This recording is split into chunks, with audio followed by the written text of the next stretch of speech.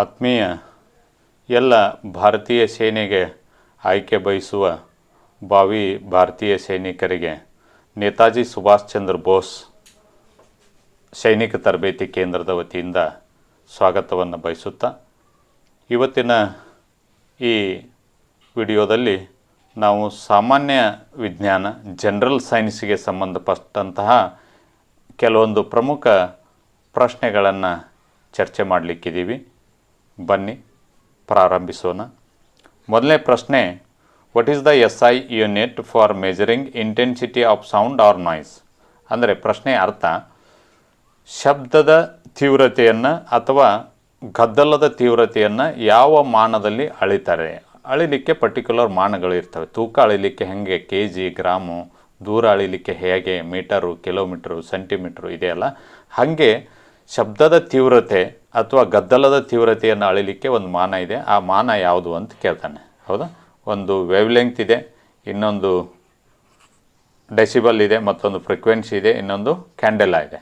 ಈ ಶಬ್ದದ ತೀವ್ರತೆ ಇಂಟೆನ್ಸಿಟಿ ಆಫ್ ಸೌಂಡ್ ಅಥವಾ ಗದ್ದಲ ಇದ್ರದ್ದು ಏನಪ್ಪ ಮಾನ ಅಂತಂದರೆ ಡೆಸಿಬಲಲ್ಲಿ ಅಳಿತೀವಿ. ಇದನ್ನು ಡೆಸಿಬಲಲ್ಲಿ ಅಳಿತೀವಿ.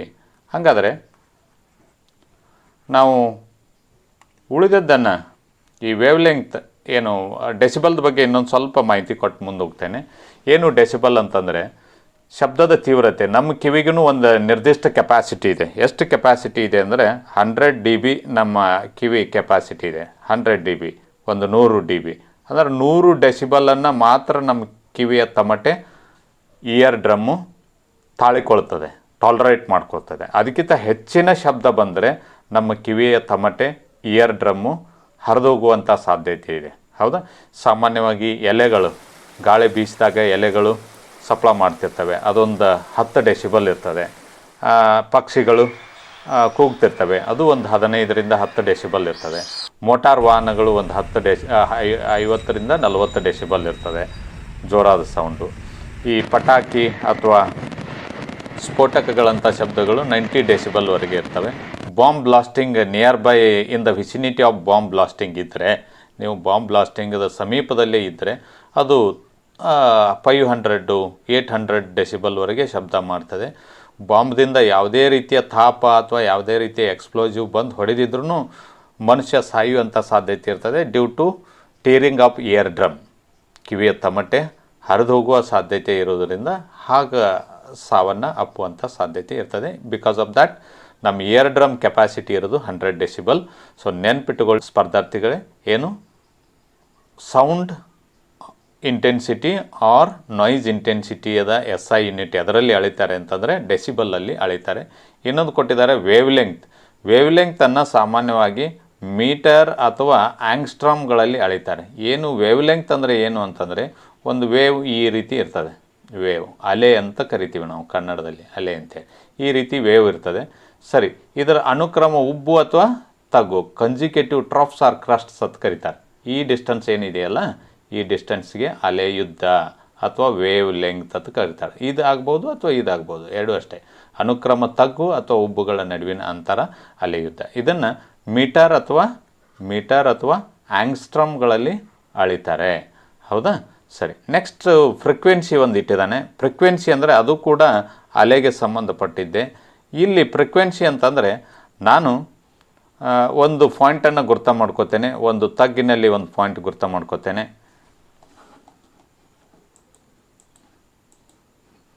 ತಗ್ಗಿನಲ್ಲಿ ಒಂದು ಪಾಯಿಂಟನ್ನು ಗುರ್ತ ಮಾಡ್ಕೋತೇನೆ ಇಲ್ಲಿ. ಹೌದಾ? ಪಾಯಿಂಟ್ C ಒಂದು ಅಥವಾ ಉಬ್ಬು ಯಾವುದನ್ನಾದರೂ ತೊಗೋಬೋದು ನಾವು. ಪಾಯಿಂಟ A ಅಂತ ಇಟ್ಕೊಳ್ಳಿ. ಉಬ್ಬಿನಲ್ಲಿ ಒಂದು ಪಾಯಿಂಟು ಅಥವಾ ತಗ್ಗಿನಲ್ಲಿ ಒಂದು ಪಾಯಿಂಟು. ಈ ಪರ್ಟಿಕ್ಯುಲರ್ C ಪಾಯಿಂಟಲ್ಲಿ ಅಥವಾ ಪರ್ಟಿಕ್ಯುಲರ್ A ಪಾಯಿಂಟಲ್ಲಿ ಒಂದು ಸೆಕೆಂಡಲ್ಲಿ ಎಷ್ಟು ತಗ್ಗುಗಳು ಅಥವಾ ಎಷ್ಟು ಉಬ್ಬುಗಳು ಆ ಅಲೆಯಿಂದ ಹಾದು ಹೋಗ್ತವೆಯೋ ಅದಕ್ಕೆ ನಾವು ಏನಂತೀವಿ ಅಂದರೆ ಆ ಅಲೆಯ ಫ್ರೀಕ್ವೆನ್ಸಿ. ಸಪೋಸ್ C ಪಾಯಿಂಟ್ ಇಟ್ಕೊಂಡಿವಿ ಅಂತ ಇಟ್ಕೊಳ್ಳಿ. ಒಂದು ಸೆಕೆಂಡಲ್ಲಿ ಒಂದು 50 ತಗ್ಗುಗಳು ಈ ಬಿಂದುವಿನಲ್ಲಿ ಹಾದು ಹೋದರೆ ಆ ಅಲೆಯ ಫ್ರೀಕ್ವೆನ್ಸಿ 50 ಹರ್ಡ್ಜ್ ಇರ್ತದೆ ಅಂತ. 50 ಹರ್ಡ್ಜ್ ಇರ್ತದೆ ಅಂತ. ಹೌದು? ಸಾಮಾನ್ಯವಾಗಿ ನಮ್ಮ ಭಾರತ ದೇಶದೊಳಗೆ ವಿದ್ಯುತ್ ಪ್ರವಾಹದ ಫ್ರೀಕ್ವೆನ್ಸಿ ಇದು 50 ಹರ್ಡ್ಜ್. ವಿದ್ಯುತ್ ಪ್ರವಾಹ ನಮ್ಗೆ ಹೆಂಗೆ ಬರ್ತದೆ KEBದಿಂದ ಅಂತಂದರೆ ಈ ಅಲೆಯ ರೂಪದೊಳಗೆ ಬರ್ತದೆ. ಅಲೆ ರೂಪದೊಳಗೆ ಬರುವಾಗ ಪ್ರತಿಯೊಂದು ಸೆಕೆಂಡಿಗೆ ಒಂದು ಬಿಂದುವಿನಲ್ಲಿ ಅದು ಏನು ಮಾಡ್ತಿರ್ತದೆ, 50 ತಗ್ಗು ಅಥವಾ ಉಬ್ಬುಗಳನ್ನು ಹಾದು ಬರ್ತಿರ್ತದೆ. ಸೊ ಫ್ರೀಕ್ವೆನ್ಸಿಯನ್ನು ಎದರಲ್ಲಿ ಅಳಿತಾರೆ? ಹರ್ಟ್ಜ್ಗಳಲ್ಲಿ ಅಳಿತಾರೆ. Frequency is measured in hertz. ಹೌದಾ? ಅದು ಕೂಡ 2 ಅಲೆಗೆ ಸಂಬಂಧಪಟ್ಟಿದ್ದು, ಒಂದು ವೇವ್ ಲೆಂಗ್ತು, ಇನ್ನೊಂದು ಫ್ರೀಕ್ವೆನ್ಸಿ. ವೇವ್ ಲೆಂಗ್ತನ್ನು ಮೀಟರ್ ಅಥವಾ ಆಂಗ್ಸ್ಟ್ರಾಮ್ಗಳಲ್ಲಿ ಅಳೆದರೆ ಫ್ರೀಕ್ವೆನ್ಸಿಯನ್ನು ಹರ್ಟ್ಜ್ಗಳಲ್ಲಿ ಅಳಿತಾರೆ. ಇನ್ನೊಂದು ಕ್ಯಾಂಡಲಾ ಅಂತಿದೆ, ಮತ್ತೊಂದು ಆಪ್ಷನ್ನು ಕ್ಯಾಂಡಲಾ ಅಂತಿದೆ. ಕ್ಯಾಂಡಲಾ ಬೆಳಕಿನ ತೀವ್ರತೆಯನ್ನು, ಕ್ಯಾಂಡಲ್ದನ್ನು ನೆನಪಿಟ್ಕೊಂಡ್ಬಿಡೋದು ನೀವು. ಒಂದು ಕ್ಯಾಂಡಲಪ್ಪ, ಹೌದಾ? ಒಂದು ಕ್ಯಾಂಡಲದ ಬೆಳಕಿನ ತೀವ್ರತೆ ಎಷ್ಟಿದೆ? ಬೆಳಕಿನ ತೀವ್ರತೆ, ಒಂದು ಬಲ್ಬ್ ಹಾಕಿರ್ತೀವಿ ನಾವು, ಅದು ಎಷ್ಟು ಜಾಸ್ತಿ ಬೆಳಕ ಕೊಡ್ತದೆಯಾ, ಕಡಿಮೆ ಬೆಳಕ ಕೊಡ್ತದೆಯಾ, ಮಧ್ಯಮ ಪ್ರಮಾಣದ ಬೆಳಕ ಕೊಡ್ತದೆಯಾ ಅನ್ನತಕ್ಕಂಥದ್ದು ನಾವು ಸಾಮಾನ್ಯವಾಗಿ ಇಷ್ಟು ಅಥವಾ ಇಷ್ಟು ಅಂತ ಹೇಳಲಿಕ್ಕಾಗೋದಿಲ್ಲ. ಕ್ಯಾಂಡಲಾಗಳಲ್ಲಿ ಬೆಳಕಿನ ತೀವ್ರತೆಯನ್ನು ಅಳಿತಾರೆ. ಇಂಟೆನ್ಸಿಟಿ ಆಫ್ ಲೈಟ್ ಅಂತ ಕರೀತಾರೆ. ಅದಕ್ಕೇನು? ಇಂಟೆನ್ಸಿಟಿ ಆಫ್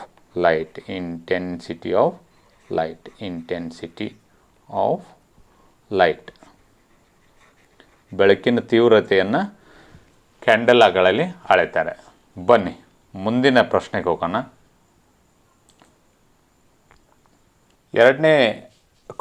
ಸೆಕೆಂಡ್ ಕ್ವಶನ್ನು, ಎರಡನೇ ಪ್ರಶ್ನೆ.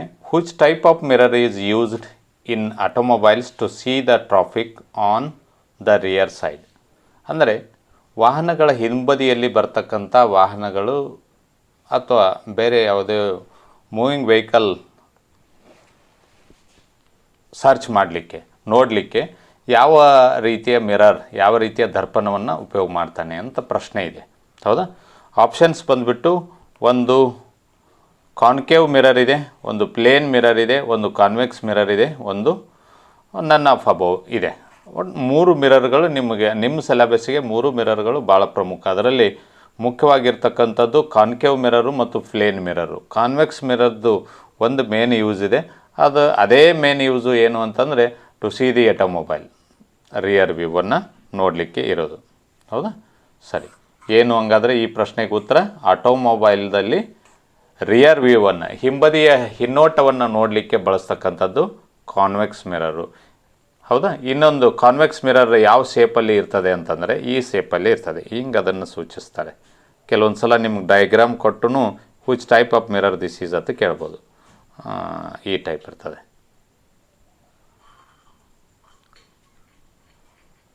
ಈ ಟೈಪ್ ಮಿರರ್ ಯಾವುದಿದು? Convex mirror. ಇದನ್ನೇ ನಾವು ಆಟೋಮೊಬೈಲ್ಗಳ ಹಿನ್ನೋಟವನ್ನು ನೋಡಲಿಕ್ಕೆ ಬಳಸ್ತಕ್ಕಂಥದ್ದು. ಇದೊಂದು ಮುಖ್ಯವಾದಂಥ ಉಪಯೋಗ ಇದರದು. ಇನ್ನು ಕಾನ್ವೆಕ್ಸ್ ಮಿರರ್ ಅಂತ ಒಂದಿದೆ. ಕಾನ್ವೆಕ್ಸ್ ಮಿರರ್ ಅದ್ರ ಭಾಳಷ್ಟು ಉಪಯೋಗಗಳಿದಾವೆ. ನಿಮ್ಮ ಟಾರ್ಚ್ ಬ್ಯಾಟ್ರಿ ಮುಂದಿನ ಫೋಕಸ್ ಇರ್ತದಲ್ಲ, ಅದರಲ್ಲಿ ಬಳಸ್ತಾರೆ. ಎರಡನೇದು ಸರ್ಚ್ ಲೈಟು ಅಂತಂದರೆ ಈ ಕಾರ್ ರಾತ್ರಿ ಟೈಮಲ್ಲಿ ಕೆಟ್ಟು ನಿಂತಾಗ ಒಂದು ಸರ್ವಿಸ್ ಲೈಟ್ ಅಂತ ಕರೀತಾರೆ ಅದಕ್ಕೆ ಮೆಕ್ಯಾನಿಕ್ಗಳು. ಅದು ಯೂಶ್ವಲಿ ಸರ್ಚ್ ಲೈಟೇ ಇರ್ತದೆ. ಅಥವಾ ಈ ಸಮುದ್ರದಲ್ಲಿ ದೂರದಲ್ಲಿ ಹೋಗಿರ್ತಕ್ಕಂಥ ಇವರು ನಾವಿಕರು ವಾಪಸ್ ಬರಲಿಕ್ಕೆ ಯೂಸ್ ಮಾಡ್ತಕ್ಕಂಥದ್ದು, ಅಲ್ಲಿಯೂ ಕೂಡ ಸರ್ಚ್ ಲೈಟನ್ನು ಬಳಸ್ತಾರೆ. ಅದರೊಳಗೆ ನಾವು ಏನನ್ನು ಬಳಸಿರ್ತೀವಿ ಅಂತಂದರೆ ಈ ಕಾನ್ಕೇವ್ ಮಿರರನ್ನು ಬಳಸಿರ್ತೇವೆ. ಮತ್ತು ಕಾನ್ಕೇವ್ ಮಿರರ್ದು ಇನ್ನೂ ಯೂಸ್ ಏನಪ್ಪ ಅಂತಂದರೆ ಇವುಗಳನ್ನು ಡೆಂಟಿಸ್ಟ್ಗಳು ಕೂಡ ಬಳಸ್ತಾರೆ. ಒಳಗಡೆ ಇರತಕ್ಕಂಥ ಹಲ್ಲಿನ ಏನು ಪರಿಸ್ಥಿತಿ ಇದೆ ಅಂತಕ್ಕಂಥದ್ದನ್ನು ಹೊರಗಿನಿಂದ ಅಷ್ಟು ಸುಲಭವಾಗಿ ವೀಕ್ಷಣೆ ಮಾಡಲಿಕ್ಕಾಗೋದಿಲ್ಲ. ಅದರ ಸಲುವಾಗಿ ಹಲ್ಲಿನ ಡಾಕ್ಟರು ಕೂಡ ಕಾನ್ಕೇವ್ ಮಿರರನ್ನು ಯೂಸ್ ಮಾಡ್ತಾರೆ. ಮತ್ತು ಕಾನ್ಕೇವ್ ಮಿರರನ್ನು ಎದಕ್ಕೆ ಯೂಸ್ ಮಾಡ್ತಾರೆ ಅಂತಂದರೆ ಈ ಸೋಲಾರ್ ಫರ್ನೇಸ್ ಅಂದರೆ ಲೋಹವನ್ನು ಕರಗಿಸಲಿಕ್ಕೆ ಇರತಕ್ಕಂಥ ಕುಲುಮೆಗಳು, ಅವುಗಳಲ್ಲಿಯೂ ಕೂಡ ಈ ಸೋಲಾರ್ ಫರ್ನೇಸ್ಗಳಲ್ಲಿಯೂ ಕೂಡ ಏನು ಬಳಸ್ತಾರೆ? ಕಾನ್ಕೇವ್ ಮಿರರನ್ನು ಬಳಸ್ತಾರೆ. ನೆಕ್ಸ್ಟ್ ಮತ್ತೆ ಅದರಲ್ಲಿ ಬಳಸ್ತಾರೆ ಅಂತಂದರೆ ವಾಹನಗಳ ಹೆಡ್ಲೈಟ್ ಏನಿರ್ತದಲ್ಲ, ಅಲ್ಲಿಯೂ ಕೂಡ ಹೈ ಬೀಮ್ ಬರಬೇಕಾಗ್ತದೆ. ನಮ್ಗೆ ಒಂದೇ ಒಂದು ಸಣ್ಣ ಬಲ್ಬ್ ಇರ್ತದೆ, ಅದರಿಂದ ಭಾಳಷ್ಟು ಕಿರಣ ಪುಂಜ ಬೀಮ್ ಆಫ್ ಲೈಟ್ ಬರಬೇಕಾದ್ರೆ ನಾವು ಏನು ಬಳಸಬೇಕಾಗ್ತದೆ? ಮುಂದೆ ಕಾನ್ಕೇವ್ ಮಿರರನ್ನು ಬಳಸಬೇಕಾಗ್ತದೆ. ಹೌದಾ? ಇನ್ನೊಂದು ಪ್ಲೇನ್ ಮಿರರ್ ಅಂತಿದೆ. ಇದು ಏನು ಕೊನೆಯದ್ದು ಹೆಡ್ಲೈಟ್ಗಳಲ್ಲಿ ಬಳಸ್ತಾರೆ. ಇನ್ನೊಂದು ಪ್ಲೇನ್ ಮಿರರ್ ಅಂತಿದೆ. ಪ್ಲೇನ್ ಮಿರರ್ದು ಏನಪ್ಪ ಯೂಸು? ಪ್ಲೇನ್ ಮಿರರನ್ನು ಲುಕಿಂಗ್ ಗ್ಲಾಸ್ ಆಗಿ ಬಳಸ್ಬೋದು ನಾವು. ಲುಕಿಂಗ್ ಗ್ಲಾಸ್, ಮುಖ ನೋಡ್ಕೊಳ್ಳಿಕ್ಕೆ ಬಳಸ್ತೀವಲ್ಲ ಮಿರರ್, ಮುಖ ನೋಡ್ಕೊಳ್ಳಿಕ್ಕೆ ಬಳಸ್ತಕ್ಕಂಥ ಮಿರರ್ ಇರ್ಬೋದು. ಆ ನಂತರ ಇಲ್ಲಿ ಇನ್ನೊಂದು ಯೂಸ್ ಬರ್ಕೊಂಬಿಡಿ, ಎಲ್ಲಿ ಕಾನ್ಕೇವ್ ಮಿರರಲ್ಲಿ ಇನ್ನೊಂದು ಯೂಸ್ ಸೇವಿಂಗ್ ಮಿರರ್ ಅಂತ ಬಳಸ್ತೇವೆ ನಾವು. ಸೇವಿಂಗ್ ಮಿರರ್ ಕ್ಷೌರ ಮಾಡ್ಕೊಳ್ಳಿಕ್ಕೆ, ಮುಖ ಕ್ಷೌರ ಮಾಡ್ಕೊಳ್ಳಿಕ್ಕೆ ಬಳಸ್ತಕ್ಕಂಥದ್ದು. ಪ್ಲೇನ್ ಮಿರರನ್ನು ಲುಕ್ಕಿಂಗ್ ಗ್ಲಾಸ್, ಜಸ್ಟ್ ಮುಖ ನೋಡ್ಕೊಳ್ಳಿಕ್ಕೆ, ಕೀನ್ ಅಬ್ಸರ್ವೇಷನ್ ಏನಿರೋದಿಲ್ಲ, ಜಸ್ಟ್ ನೋಡ್ಕೊಳ್ಳಿಕ್ಕೆ ಲುಕ್ಕಿಂಗ್ ಗ್ಲಾಸ್ ಆಗಿ. ಆಮೇಲೆ ಸೋಲಾರ್ ಕುಕ್ಕರ್ನಲ್ಲೂ ಸಹಿತ ಪ್ಲೇನ್ ಮಿರರ್, ಮತ್ತು ಪ್ಲೇನ್ ಮಿರರಿಗೆ ಬರ್ತಾ ಇದ್ದೀನಿ ನಾನೀಗ. ಪ್ಲೇನ್ ಮಿರರ್ ಯೂಸಸ್ಸು ಲುಕ್ಕಿಂಗ್ ಗ್ಲಾಸ್ಗಳಲ್ಲಿ ಬಳಸ್ತೇವೆ. ಸೋಲಾರ್ ಕುಕ್ಕರ್ಗಳಲ್ಲಿ ಮೇಲಿಂದು ಪ್ಲೇನ್ ಮಿರರ್ ಆಗಿ ಬಳಸ್ತೇವೆ. ಪೆರಿಸ್ಕೋಪ್ ಅಂದರೆ ಏನನ್ನೋದು ಹೇಳ್ತೀನಿ ನಿಮಗೆ. ಒಳಗಡೆ ಸಬ್ಮರೈನ್ ಇರ್ತವೆ, ಸಮುದ್ರದಲ್ಲಿ ಸಬ್ಮರೈನ್ಗಳು ಇರ್ತವೆ, ಒಳಗಡೆ ಜನ ಇರ್ತಾರೆ, ಸಮುದ್ರದ ಒಳಗೇನೆ ನಾವೇ ಇರ್ತದೆ, ಹಡಗಿರ್ತದೆ, ಶಿಪ್ ಇರ್ತದೆ ಒಳಗಡೆ. ನೀವು ಟೈಟಾನಿಕ್ ಪಿಕ್ಚರ್ ನೋಡಿರ್ಬೋದು, ಒಳಗಡೆ ಇರ್ತದೆ, ಸಬ್ಮರೈನ್ಸ್ ಅಂತ ಕರೀತಾರೆ, ಸಮುದ್ರದ ಒಳಗಡೆ ಹೋಗ್ತಕ್ಕಂಥ ಹಡಗುಗಳಿಗೆ. ಆವಾಗ ಈ ನೇವಿ ಫೋರ್ಸು, ಇಂಡಿಯನ್ ನೇವಿ ಏನಿದೆ ಅಲ್ಲ, ಅವರು ಮೇಲ್ಭಾಗದಲ್ಲಿ ಯಾವುದಾದ್ರೂ ಶತ್ರು ಸೇನೆ ಬಂದರೆ ಹೆಂಗೆ ನೋಡ್ತಾರೆ ಅಂತಂದರೆ ಪೆರಿಸ್ಕೋಪ್ ಈ ಟೈಪ್ ಇರ್ತದೆ, ಅದು ಹಿಂಗಿರ್ತದೆ. ಹೌದಾ? ಇಲ್ಲಿಂದ ನೋಡಿದರೆ ಮೇಲ್ಭಾಗದ್ದೆಲ್ಲ ಈ ರೀತಿ ಬಂದು ಕಾಣ್ತದೆ. ಅಲ್ಲಿಯೂ ಕೂಡ ನಾವು ಏನು ಬಳಸ್ತೇವೆ ಅಂತಂದರೆ ಪ್ಲೇನ್ ಮಿರರನ್ನು ಬಳಸ್ತೇವೆ. ಪ್ಲೇನ್ ಮಿರರನ್ನು ಪೆರಿಸ್ಕೋಪ್ನಲ್ಲಿ ಬಳಸ್ತೇವೆ. ಇನ್ನೊಂದು ಕೆಲಿಡಿಯೋಸ್ಕೋಪ್ ಅಂತ ಬರ್ತದೆ. ಕೆಲಿಡಿಯೋಸ್ಕೋಪ್ ಅಂತಂದರೆ ಈ ಮಕ್ಕಳ ಆಟಿಕೆಯ ಒಂದು ಸಾಮಗ್ರಿ ಇರ್ತದೆ, ಅಲ್ಲಿ ಬ್ಯೂಟಿಫುಲ್ ಕಲರ್ ಪ್ಯಾಟರ್ನ್ಗಳನ್ನು ತೋರಿಸ್ಲಿಕ್ಕೆ ಕೆಲಿಡಿಯೋಸ್ಕೋಪನ್ನು ಬಳಸ್ತಾನೆ. ಹಾಗಾದರೆ ಪ್ಲೇನ್ ಮಿರರ್ದು 4 ಯೂಸು. ಒಂದು ಲುಕ್ಕಿಂಗ್ ಗ್ಲಾಸ್, ಮುಖ ನೋಡ್ಕೊಳ್ಳಿಕ್ಕೆ. ಇನ್ನೊಂದು ಸೌರ ಕುಕ್ಕರ್, ಅಡುಗೆ ಮಾಡಲಿಕ್ಕೆ ಬಳಸ್ತಕ್ಕಂಥ ಸೋಲಾರ್ ಸಹಾಯದಿಂದ ಅಡುಗೆ ಮಾಡಲಿಕ್ಕೆ ಬಳಸ್ತಕ್ಕಂಥ ಸೋಲಾರ್ ಕುಕ್ಕರ್ಗಳಲ್ಲಿ ಬಳಸ್ತೇವೆ. ಮತ್ತೊಂದು ಪೆರಿಸ್ಕೋಪ್ನಲ್ಲಿ ಬಳಸ್ತೇವೆ, ಇನ್ನೊಂದು ಕೆಲಿಡಿಯೋಸ್ಕೋಪ್ನಲ್ಲಿ ಬಳಸ್ತೇವೆ. ಇಷ್ಟು ಕಾನ್ಕೇವ್ ಮತ್ತು ಕಾನ್ವೆಕ್ಸ್ ಮಿರರ್ಗಳು. ಇದನ್ನು ನೀವು ಸ್ಕ್ರೀನ್ಶಾಟು ತಗೋಬೋದು. ಟಿ ಅಂದರೆ ಟಾರ್ಚ್ ಲೈಟ್ಗಳಲ್ಲಿ, ಎಸ್ ಅಂದರೆ ಸರ್ಚ್ ಲೈಟ್ಗಳಲ್ಲಿ, ಡಿ ಅಂದರೆ ಡೆಂಟಿಸ್ಟು, ಎಸ್ ಅಂದರೆ ಇದು ಸೇವಿಂಗ್ ಮಿರರ್ ಆಗಿ headlight. Third question, what is the SI unit of electrical resistance? ಮೂರನೇ ಪ್ರಶ್ನೆ, ವಿದ್ಯುತ್ ರೋಧದ SI ಮಾನ ಯಾವುದು? Electrical resistance. ಹೌದಾ? ಒಂದು ಆಪ್ಷನ್ ಎ ಕ್ಯಾಂಡೆಲಾ ಇದೆ, ಸಿ ಹರ್ಡ್ಜ್ ಇದೆ, ಡಿ ರೇಡಿಯನ್ ಇದೆ. ನಾವು ಹಿಂದಿನ ಪ್ರಶ್ನೆಯಲ್ಲಿ ಕ್ಯಾಂಡೆಲಾ ಮತ್ತು ಹರ್ಡ್ಜ್ ಬಗ್ಗೆ ಚರ್ಚೆ ಮಾಡಿದ್ದೀವಿ. ಕ್ಯಾಂಡೆಲಾ ಮತ್ತು ಹರ್ಡ್ಜ್ಗಳ ಬಗ್ಗೆ ನಾವು ಚರ್ಚೆ ಮಾಡಿದ್ದೀವಿ, ಡಿಸ್ಕಸ್ ಮಾಡಿದ್ದೀವಿ. ಸರಿ, ಕ್ಯಾಂಡೆಲಾವನ್ನು ಬೆಳಕಿನ ತೀವ್ರತೆ, intensity of light, candela intensity of light ಅಳಿಲಿಕ್ಕೆ ಉಪಯೋಗ ಮಾಡ್ತೀವಿ. ಅದೇ ರೀತಿ ಹರ್ಡ್ಜನ್ನು ಎದಕ್ಕೆ ಯೂಸ್ ಮಾಡ್ತೀವಿ ಅಂತಂದರೆ, ಹರ್ಡ್ಜನ್ನು ನಾವು ಯಾವುದಕ್ಕೆ ಯೂಸ್ ಮಾಡ್ತೀವಿ? ಅಲೆಯ ಫ್ರೀಕ್ವೆನ್ಸಿಯನ್ನು ಅಳೆಯಲಿಕ್ಕೆ. ಅಲೆಯ ಫ್ರೀಕ್ವೆನ್ಸಿ ಅದನ್ನು ಕೂಡ ಹಿಂದಿನ ವಿಡಿಯೋದಲ್ಲಿ ನಾವು ನೋಡಿದ್ದೀವಿ, ಹರ್ಡ್ಜ್. ಹೌದಾ? ಸರಿ, ಈಗ ಹಂಗಾದರೆ ಇವು ಎರಡಂತೂ ಆಪ್ಷನ್ ಅಲ್ಲ, ಕ್ಯಾಂಡೆಲಾನೂ ಅಲ್ಲ, ಹರ್ಡ್ಜು ಅಲ್ಲ, ಹಿಂದಿನ ಪ್ರಶ್ನೆಯಲ್ಲಿ ಚರ್ಚೆ ಮಾಡಿದ ಪ್ರಕಾರ. ಹಾಗಾದರೆ ಓಮ್ ಮತ್ತು ರೇಡಿಯನ್ ಇರ್ಬೋದು. ಓಮೇ ಇದರ ಆಪ್ಷನ್. ಓಮ್ ಇದನ್ನು ಈ ರೀತಿ ಸಿಂಬಾಲ್ದಿಂದ ತೋರಿಸ್ತಾರೆ. ಓಮನ್ನು ಈ ರೀತಿ ಸಿಂಬಾಲ್ದಿಂದ ತೋರಿಸ್ತಾರೆ. ಏನು ಎಲೆಕ್ಟ್ರಿಕಲ್ ರೆಸಿಸ್ಟೆನ್ಸ್ ಅಂದರೆ ಏನು ಅಂತಂದರೆ, ಒಂದು ವಾಹಕದಲ್ಲಿ ಒಂದು ಕಂಡಕ್ಟರ್ ಐತಿ ಅಂತ ಇಟ್ಕೊಳ್ಳಿ, ಒಂದು ವಯರ್ ಇದೆ ಅಂತ ಇಟ್ಕೊಳ್ಳಿ, AB ಅಂತಕ್ಕಂಥ ವಯರ್. ಹೌದಾ? ಇದರೊಳಗೆ ನಾವು ಒಂದು 5 ಆಂಪಿಯರ್ ಕರೆಂಟನ್ನು ಆಂಪಿಯರ್ಗಳಲ್ಲಿ ಅಳಿತೇವೆ. ಅದು ಇರಲಿ, ಎಲೆಕ್ಟ್ರಿಕ್ ಕರೆಂಟನ್ನು ಅಳಿತಕ್ಕಂಥದ್ದು ಆಂಪಿಯರ್, AMP ಎತ್ತು ಗುರ್ತ ಮಾಡ್ತೇವೆ. ಇಲ್ಲ ಅಂತಂದರೆ ಕ್ಯಾಪಿಟಲ್ ಎದಿಂದನೂ ಗುರ್ತ ಮಾಡ್ತೇವೆ, ಆಂಪಿಯರ್ಗಳಲ್ಲಿ ಅಳಿತೇವೆ. ವೋಲ್ಟೇಜ್ ಅಂತ ಒಂದು ಬರ್ತದೆ, ಅದನ್ನು ವೋಲ್ಟ್ಗಳಲ್ಲಿ ಅಳಿತೇವೆ. ಎನರ್ಜಿ ಬರ್ತದೆ, ಅದನ್ನು ಜೂಲ್ಗಳಲ್ಲಿ ಅಳಿತೇವೆ. ಹೌದಾ? ಆಮೇಲೆ ಹೀಟನ್ನು ಹೀಟನ್ನೋಕ್ಕಿಂತ ಟೆಂಪ್ರೇಚರನ್ನು ಸೆಲ್ಸಿಯಸ್ ಮತ್ತು ಪ್ಯಾರನ್ ಹೀಟ್ಗಳಲ್ಲಿ ಅಳಿತಿರ್ತೇವೆ. ಇವೆಲ್ಲ ನೆನ್ಪಿಟ್ಕೊಳ್ಳಿ ನೀವು. ಜಸ್ಟ್ ಮತ್ತೆ ನೀವು ರಿವೈಂಡ್ ಮಾಡಿ ನೆನ್ಪಿಟ್ಕೊಳ್ಳಿ. ಟೆಂಪ್ರೇಚರನ್ನು ಸೆಲ್ಸಿಯಸ್ಸು, ಫ್ಯಾರನ್ ಹೀಟು, ಇನ್ನೊಂದು ಬರ್ತದೆ ಕೆಲ್ವಿನ್ ಅಂತೇಳಿ ಬರ್ತದೆ. ಮುಂದಿನ ಪ್ರಶ್ನೆಯಲ್ಲಿ ಇದೆ, ಚರ್ಚೆ ಮಾಡೋಣ. ಈಗ SI unit of electrical resistance ಏನು? ಓಮ್ ಅಂತಕ್ಕಂಥದ್ದು. ರೇಡಿಯನ್ ಏನು ಅಂತಂದರೆ, it is a measurement of ಆ್ಯಂಗಲದ ಮೇಜರ್ಮೆಂಟ್ ಮಾಡಲಿಕ್ಕೆ ಇದು ಎಷ್ಟು ಇದೆ, ನಾವು 30 ಡಿಗ್ರಿ ಅಂತ ಒಂದು ಬಳಸ್ತೇವೆ. ಹಾಗೆ ರೇಡಿಯನ್ ಕೂಡ ನಾವು ಆ್ಯಂಗಲ್ಗಳನ್ನು ಮೇಜರ್ಮೆಂಟ್ ಮಾಡಲಿಕ್ಕೆ ಇದು ಎಷ್ಟಿದೆಯಪ್ಪ, 90 ಡಿಗ್ರಿ ಅಂತ ಹೇಳ್ತೇವೆ. ಹೌದಾ? ಇಂಥ ಆ್ಯಂಗಲ್ಗಳನ್ನು ಮೇಜರ್ಮೆಂಟ್ ಮಾಡಲಿಕ್ಕೆ not only degree but radian is also there. Radian ಕೂಡ ಇರ್ತದೆ. ಹೌದಾ? ಸರಿ, ಮುಂದಿನ ಪ್ರಶ್ನೆಗೆ ಹೋಗೋಣ. 4th question, at what temperature the numerical values on Celsius and Fahrenheit scales becomes equal ಅಂತ ಕೇಳ್ತಾನೆ. ನಾನು ಹಿಂದಿನ ಪ್ರಶ್ನೆಯಲ್ಲಿ ಚರ್ಚೆ ಮಾಡಿದಂಗೆ ಟೆಂಪ್ರೇಚರನ್ನು ಅಳಿಲಿಕ್ಕೆ ಮುಖ್ಯವಾಗಿ ಫ್ಯಾರನ್ಹೀಟನ್ನು ಬಳಸ್ತೇವೆ, SI ಯೂನಿಟ್ಟು, ಸೆಲ್ಸಿಯಸನ್ನು ಬಳಸ್ತೇವೆ, SI ಯೂನಿಟ್ಟು, ಇನ್ನೊಂದು ಕೆಲ್ವಿನನ್ನು ಬಳಸ್ತೇವೆ. ಸಾಮಾನ್ಯವಾಗಿ 3 ಯೂನಿಟ್ಗಳನ್ನು ನಾವು ಸಾಮಾನ್ಯವಾಗಿ ಟೆಂಪ್ರೇಚರನ್ನು ಮೇಜರ್ ಮಾಡಲಿಕ್ಕೆ ಬಳಸ್ತೇವೆ. ಈಗ ಅವನು ಆ ರೀತಿ ಪ್ರಶ್ನೆ ಕೇಳಿಲ್ಲ, SI ಯೂನಿಟ್ ಕೇಳಿಲ್ಲ.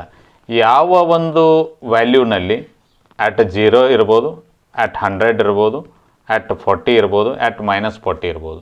ಯಾವ ವ್ಯಾಲ್ಯೂನಲ್ಲಿ ಎರಡು ಬೋತ್ ಸೆಲ್ಸಿಯಸ್ ಆ್ಯಂಡ್ ಫ್ಯಾರನ್ಹೀಟ್ ಸ್ಕೇಲ್ಗಳು ಸಮ ಇರ್ತವೆ ಅಂತ ಕೇಳ್ತಾನೆ. ಅದಕ್ಕೊಂದು ಫಾರ್ಮುಲೆ ಇದೆ. C =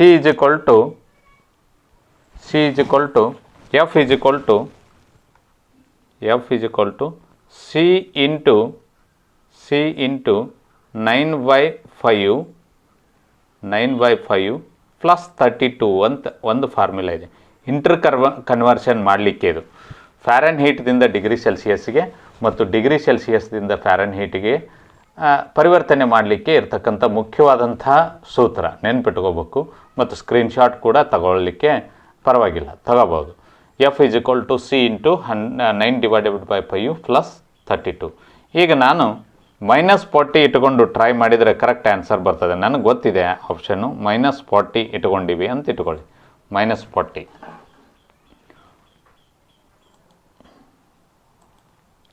-40 ತೊಗೊಂಡ್ರೆ ಏನಾಗುತ್ತೆ? -40, ಹೌದಾ? -40 ಇಲ್ಲಿ ತಗೊಳ್ಳೋಣ. -40 = ನಾನು ಫ್ಯಾರನ್ಹೀಟ್ ಮತ್ತು ಸೆಲ್ಸಿಯಸನ್ನು ಈಕ್ವಲ್ ಮಾಡ್ಕೊಳ್ಳಿಕ್ಕೆ ಹೊರಟಿದ್ದೀನಿ. ನಂದು ಸೆಲ್ಸಿಯಸ್ ಕೂಡ -40 ಇದೆ ಅಂತ ಇಟ್ಕೊಳ್ಳಿ. -40 ಸ್ಕೇಲ್ದಲ್ಲಿ ತಗೊಳ್ಳೋಣ. ಆಮೇಲೆ 9 ಇಂಟು 9/5 ಪ್ಲಸ್ ಏನಿದೆ 32 ಇದೆ, ಪ್ಲಸ್ 32 ಇದೆ. ಈಗ -40 -40 ಇಂಟು 9/5, ನಾಟ್ 9/2, 9/5 ಪ್ಲಸ್ 32 ಇಲ್ಲಿ 5 1s 5 8s 9 5 1 5 8 -42 ಇದೆ. -8 72 72 ಪ್ಲಸ್ ಏನೈತಿ ಈಗ ಇಲ್ಲಿ 32. ದಿಸ್ ಈಸ್ ನಾಟ್ 132, ಓನ್ಲಿ 32, 1 ಮೇಲಿಂದ ಅದು ಮೊದಲಿಂದ. ಸೊ ಇದನ್ನು ನೀವು ಮ್ಯಾನಿಪ್ಯುಲೇಟ್ ಮಾಡಿರಿ ಅಂದ್ರೆ -40 ಯು ವಿಲ್ ಗೆಟ್. -40 = -40. ಹೌದಾ? ಸರಿ, ಏನು ಹಂಗಾದರೆ ಎರಡೂ ವ್ಯಾಲ್ಯೂಗಳು ಯಾವಾಗ ಸೇಮ್ ಇರ್ತವೆ ಅಂತಂದರೆ ಎಟ್ -40 ಡಿಗ್ರಿ. ಎಟ್ -40 ಡಿಗ್ರಿನಲ್ಲಿ both Fahrenheit and Celsius are same. Both Fahrenheit and Celsius are same at -40 degree. ಇನ್ನು ಕೆಲ್ವಿನ್ ಏನು ಅಂತಂದರೆ ಸೆಲ್ಸಿಯಸ್ದಿಂದ ಕೆಲ್ವಿನ್ಗೆ ಮಾಡಬೇಕಾದ್ರೆ ಸೆಲ್ಸಿಯಸ್ಗೆ ಏನು ಮಾಡಬೇಕು? 273 ಕೂಡಿಸ್ಬೇಕು. ಸೆಲ್ಸಿಯಸ್ಗೆ 273 ಕೂಡಿಸ್ಬೇಕು. 100 ಡಿಗ್ರಿ ಸೆಲ್ಸಿಯಸ್ ಇದೆ ಅಂತ ಇಟ್ಕೊಳ್ಳಿ. ಏನು 100 ಡಿಗ್ರಿ ಸೆಲ್ಸಿಯಸ್ ಇದೆ ಅಂತ ಇಟ್ಕೊಳ್ಳಿ. 100 ಡಿಗ್ರಿ ಸೆಲ್ಸಿಯಸ್ ಇದೆ.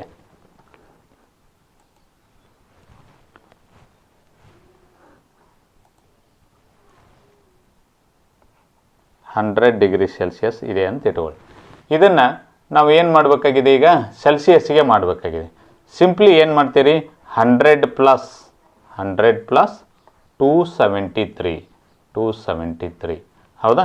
373 ಇದೇನಾಯ್ತು ಈಗ? ಕೆಲ್ವಿನ್ದಲ್ಲಿ ಆಯಿತು. ಹೌದಾ? ಸರಿ, ಎಟ್ 0 ಡಿಗ್ರಿ ಸೆಲ್ಸಿಯಸ್ ಏನು ಇದು? ಫ್ರೀಜಿಂಗ್ ಪಾಯಿಂಟ್ ಇದು. ಹೌದಾ? ನೆನ್ಪಿಟ್ಕೊಳ್ಳಿ. ಏನು 0 ಡಿಗ್ರಿ ಸೆಲ್ಸಿಯಸ್ ಏನಪ್ಪ ಇದು? ಫ್ರೀಜಿಂಗ್ ಪಾಯಿಂಟ್ ಅಂದರೆ ನೀರು ಸಾಲಿಡ್ ಆಗ್ತದೆ, ಬರ್ಫ್ ಆಗ್ತದೆ, ಫ್ರೀಜಿಂಗ್ ಪಾಯಿಂಟ್ ಅದು. 100 ಡಿಗ್ರಿ ಸೆಲ್ಸಿಯಸ್ ಒಂದು ಕೊಟ್ಟಿದ್ದಾರೆ. ಇದೇನು ಅಂತಂದರೆ boiling point of the water. ಇದು ನೀರು ಕುದಿಲಿಕ್ಕೆ ಸ್ಟಾರ್ಟ್ ಮಾಡ್ತದೆ, ಹೌದಾ. 40 is again the another factor, -40 is the right answer. ಆಮೇಲೆ ಇನ್ನೊಂದು ನಿಮ್ಗೆ ಹೇಳ್ಬಿಡ್ತೇನೆ, ಹ್ಯೂಮನ್ ಬಾಡಿ ಟೆಂಪ್ರೇಚರ್ ಒಂದು ನೆನ್ಪಿಟ್ಕೊಂಬಿಡಿ, 37 ಡಿಗ್ರಿ ಸೆಲ್ಸಿಯಸ್. ನಿಮಗೆ ಹೋಮ್ವರ್ಕ್ ಏನು ಅಂತಂದರೆ ಇದು 37 degree Celsius temperature human body, ಆರೋಗ್ಯವಂತ ಮನುಷ್ಯನ ದೇಹದ ತಾಪ 37 ಡಿಗ್ರಿ ಸೆಲ್ಸಿಯಸ್. ನಿಮಗೇನು ವರ್ಕು, ಇದನ್ನು 37 ಡಿಗ್ರಿ ಸೆಲ್ಸಿಯಸ್ಸನ್ನು ನೀವೇನು ಮಾಡಿ ನೋಡೋಣ ಅಂತಂದರೆ ಪ್ಯಾರನ್ ಹೀಟಿಗೆ ಪರಿವರ್ತನೆ ಮಾಡಿ. ಪ್ಯಾರನ್ ಹೀಟಿಗೆ ನಿಮ್ಮ ಡಾಕ್ಟರ್ ಹೇಳ್ತಿರ್ತಾನಲ್ಲ, 101 ಜ್ವರ ಇವೆ, 102 ಇವೆ, 104 ಇದೆ, 99 ಜ್ವರ ಇದೆ ಅಂತ ಹೇಳ್ತಿರ್ತಾರಲ್ಲ, ಅದು ಡಿಗ್ರಿ ಸೆಲ್ಸಿಯಸ್ಸಲ್ಲಿ ಅಲ್ಲ, ಫ್ಯಾರನ್ ಹೀಟಲ್ಲಿ ಇರೋದು. ಡಿಗ್ರಿ ಸೆಲ್ಸಿಯಸ್ಸಲ್ಲಿ 100 ಇದ್ದರೆ ಮುಗಿದೋಯ್ತು ಕತೆ. ನೀರು ಕುದೀತಿರ್ತದೆ, ನಿಮ್ಮ ದೇಹದ ಗತಿ ಏನಾಗಬಾರ್ದು. ಹಂಗೆ ಗೊತ್ತಿರಬೇಕು, ಕಾಮನ್ ಸೆನ್ಸ್ ಇರಬೇಕು. ಫ್ಯಾರನ್ ಹೀಟಲ್ಲಿ ಹೇಳ್ತಿರ್ತಾರೆ. ಸೊ 37 ಡಿಗ್ರಿ ಸೆಲ್ಸಿಯಸ್ಸನ್ನು try to convert in Fahrenheit at your leisure time. Free ಇದ್ದಾಗ ಕನ್ವರ್ಷನ್ ಮಾಡಿ ಇಟ್ಕೊಳ್ಳಿ, ಫ್ಯಾರನ್ ಹೀಟ್ದಲ್ಲಿ ನಾರ್ಮಲ್ ಟೆಂಪ್ರೇಚರ್ ಎಷ್ಟಿರಬೇಕು ಅಂತೇಳಿ. ಸರಿ, ಮುಂದಿನ ಪ್ರಶ್ನೆಗೆ ಹೋಗೋಣ. 5th question, what is the major constituent of gobar gas? 5ನೇ ಪ್ರಶ್ನೆ, ಗೋಬರ್ ಗ್ಯಾಸದ ಪ್ರಮುಖ ಘಟಕಾಂಶ ಯಾವುದು? ಅದು ಭಾಳ ಮುಖ್ಯವಾಗಿರ್ತಕ್ಕಂಥ ಘಟಕಾಂಶ ಯಾವುದು?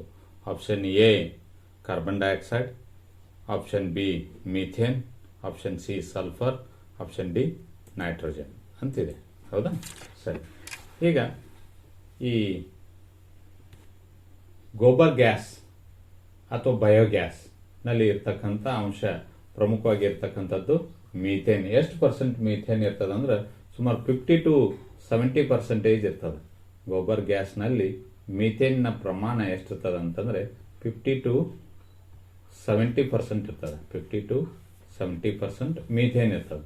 ಕಾರ್ಬನ್ ಡೈಆಕ್ಸೈಡು ಕೂಡ ಇರ್ತದೆ, ಕಡಿಮೆ ಪ್ರಮಾಣದಲ್ಲಿ, just about 25 to 45%, 25ರಿಂದ 45% carbon dioxide ಇರ್ತದೆ. ಎಲ್ಲಿ? ಗೋಬರ್ ಗ್ಯಾಸ್ನಲ್ಲಿ 25 to 45. ಸಲ್ಫರ್ ಟ್ರೇಸಸ್ ಇರ್ತದೆ. ನೈಟ್ರೋಜನ್ ಅಂತೂ ನಿಮಗೆ ಅಟ್ಮಾಸ್ಫಿಯರ್ದಲ್ಲಿ ಸಾಕಷ್ಟು ರಿಚ್ ಇರ್ತದೆ. ಗೊಬ್ಬರವನ್ನಾಗಿ ಬಳಸೋದ್ರಿಂದ ಇದಕ್ಕೆ ಗೋಬರ್ ಗ್ಯಾಸ್ ಅಂತೇಳಿ ಹೆಸರು ಕೊಟ್ಟಿದ್ದಾರೆ ಅಷ್ಟೇ. ಸೊ ಸೇಮ್ ಆ್ಯಸ್ ಬಯೋಗ್ಯಾಸ್, ಹೌದಾ. ಸರಿ, ಆಮೇಲೆ ಇನ್ನು ನಿಮ್ಮ ಅಡುಗೆ ಅನಿಲ ಬರ್ತದಲ್ಲ, domestic cylinder, red colour, Bharat gas ಇರ್ಬೋದು, ಇಂಡಿಯನ್ ಗ್ಯಾಸ್ ಇರ್ಬೋದು, HP ಗ್ಯಾಸ್ ಇರ್ಬೋದು. ಅದರಲ್ಲಿ ಇರ್ತಕ್ಕಂಥ ಪ್ರಮುಖವಾದ ಘಟಕಾಂಶ ಯಾವುದು ಅಂತಂದರೆ ಬ್ಯೂಟೇನ್ ಇರ್ತದೆ. ಅದರಲ್ಲಿ ಬ್ಯೂಟೇನ್ ಇರ್ತದೆ. ಯಾವುದು? ಡೊಮೆಸ್ಟಿಕ್ ಸಿಲಿಂಡರ್, ನಮ್ಮ ಗೃಹ ಬಳಕೆಗೆ ಉಪಯೋಗಿಸ್ತಕ್ಕಂತಹ ಏನು ಸಿಲಿಂಡರ್ ಇರ್ತದೆ, ಅದರಲ್ಲಿ ಆ ಅನಿಲದಲ್ಲಿ ಇರ್ತಕ್ಕಂಥ ಪ್ರಧಾನ ಘಟಕಾಂಶ ಬ್ಯೂಟೇನ್ ಇರ್ತದೆ. ಇನ್ನು ನಿಮ್ಮ ಮನೆಯೊಳಗೆ ರೆಫ್ರಿಜರೇಟರ್ಗಳು ಇರ್ತವಲ್ಲ, ಫ್ರಿಜ್ ಅಂತ ಕರಿತೀರಲ್ಲ, ಅದ್ರದ್ದು ಕೂಲಿಂಗ್ನಲ್ಲಿ ವಿಶೇಷವಾಗಿ ಪ್ರಧಾನ ಘಟಕಾಂಶ ಯಾವ್ದಿರ್ತದೆ ಅಂದ್ರೆ ಪ್ರೊಪೆನೋನ್ ಇರ್ತದೆ. ಪ್ರೊಪೆನೋನ್ ಇರ್ತದೆ. ಸ್ವಲ್ಪ ನೆನ್ಪಿಟ್ಕೊಂಡ್ಬಿಡಿ. ಬಯೋಗ್ಯಾಸ್ ಅಥವಾ ಗೊಬ್ಬರ ಗ್ಯಾಸ್ದ ಪ್ರಮುಖ ಘಟಕಾಂಶ ಮೀಥೇನು.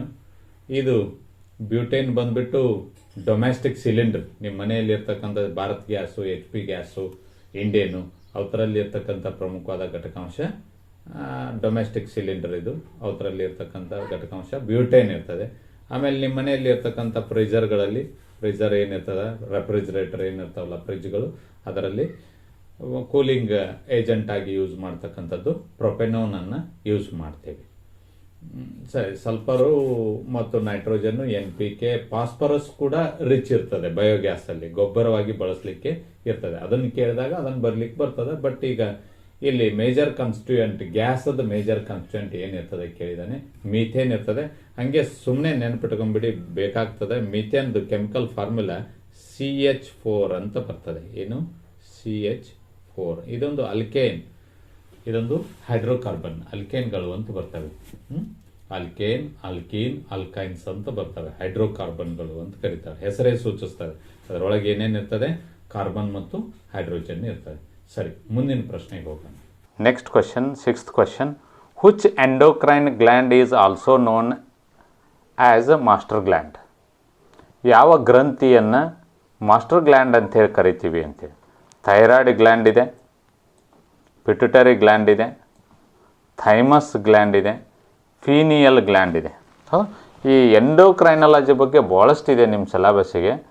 ಬಟ್ ನಾನು ನಿಮಗೇನು ಬೇಕು ಪ್ರಮುಖವಾಗಿ ಎಷ್ಟು ಬೇಕೋ ಅಷ್ಟನ್ನು ಹೇಳ್ಕೊಡ್ತೇನೆ. ಸೊ ಮಾಸ್ಟರ್ ಗ್ಲ್ಯಾಂಡ್ ಬಂದುಬಿಟ್ಟು ಯಾವುದು ಅಂತಂದರೆ ಪಿಟ್ಯುಟರಿ ಗ್ಲ್ಯಾಂಡ್. ಇಲ್ಲಿ ಮಾಸ್ಟರ್ ಗ್ಲ್ಯಾಂಡ್ ಯಾವುದು? Pituitary gland is the master gland. ಹೌದಾ? ಯಾಕಂದರೆ ಎಲ್ಲ ಗ್ರಂಥಿಗಳನ್ನು ಕಂಟ್ರೋಲ್ ಮಾಡ್ತದೆ ಇದು. ಎಲ್ಲ ಗ್ಲ್ಯಾಂಡ್ಗಳನ್ನು ತನ್ನ ಕಂಟ್ರೋಲ್ದಲ್ಲಿ ಇಟ್ಕೊಂಡಿರ್ತದೆ ಪಿಟ್ಯುಟರಿ ಗ್ಲ್ಯಾಂಡು. ಬಟ್ ಇನ್ನೊಂದು ಫಾರ್ ಇಂಟ್ರೆಸ್ಟಿಂಗ್ಲಿ ಫಾರ್ ಯುವರ್ ಸರ್ಪ್ರೈಸ, ಇದು ಮಾಸ್ಟರ್ ಗ್ಲ್ಯಾಂಡ್. ಇದು ಏನು? Pituitary is A master gland. ಇದು ಎಲ್ಲ ಗ್ಲ್ಯಾಂಡ್ಗಳನ್ನು ಕಂಟ್ರೋಲ್ದಲ್ಲಿ ಇಟ್ಕೊಂಡಿರ್ತದೆ. ಥೈರಾಯ್ಡ್ ಗ್ಲ್ಯಾಂಡು ಇದು ಹೇಳಿದಂಗೆ ಕೇಳಬೇಕು, ಥೈರಾಯ್ಡು. ಆಮೇಲೆ ಥೈಮಸ್ ಗ್ಲ್ಯಾಂಡು ಬ್ರೈನದ ಕೆಳಗಡೆ ಇರ್ತದೆ, ಅದು ಇದು ಹೇಳ್ದಂಗೆ ಕೇಳಬೇಕು. ಪಿಟ್ಯುಟರಿ ಕೂಡ ಬ್ರೈನ್ ಕೆಳಗಡೆನೇ ಇರ್ತದೆ. ಪೀನಿಯಲ್ ಗ್ಲ್ಯಾಂಡು ಇವನ್ ಮೂರೂ ಕೂಡ ಕಂಟ್ರೋಲ್ ಮಾಡ್ತದೆ. ಇನ್ನೂ ಭಾಳಷ್ಟು ಗ್ಲ್ಯಾಂಡ್ಗಳು ನಮ್ಮ ದೇಹದಲ್ಲಿ ಇರ್ತವೆ, ಅವನ್ನೆಲ್ಲನೂ ಕಂಟ್ರೋಲ್ ಮಾಡ್ತಿರ್ತದೆ ಪಿಟ್ಯುಟರಿ ಗ್ಲ್ಯಾಂಡು. ಇದಕ್ಕೆ ಮಾಸ್ಟರ್ ಗ್ಲ್ಯಾಂಡ್ ಅಂತ ಕರೀತಾರೆ. ಬಟ್ ಸರ್ಪ್ರೈಸಿಂಗ್ಲಿ ಈ ಮಾಸ್ಟರ್ ಗ್ಲ್ಯಾಂಡ್ಗೆ ಇನ್ನೊಂದು ಮಾಸ್ಟರ್ ಗ್ಲ್ಯಾಂಡ್ ಅದ, ಅದಕ್ಕೆ ಮಾಸ್ಟರ್ ಆಫ್ ಮಾಸ್ಟರ್ ಗ್ಲ್ಯಾಂಡ್ ಅಂತ ಕರೀತಾರೆ. Master of master gland, MMG ಅದು master of master gland. Master gland ಯಾವುದು? Pituitary gland. Master of master gland hypothalamus ಅಂತ ಕರೀತಾರೆ. ಏನು? ಹೈಪೋಥಲಾಮಸ್ ಅಂತೇಳಿ ಒಂದು ಗ್ಲ್ಯಾಂಡ್ ಇದೆ. ಇದು ಕೂಡ ಹೈಪೋಥಲಾಮಸ್, THALAMAS, ಹೈಪೋಥಲಾಮಸ್. ಇದು ಕೂಡ ಏನಿದೆ?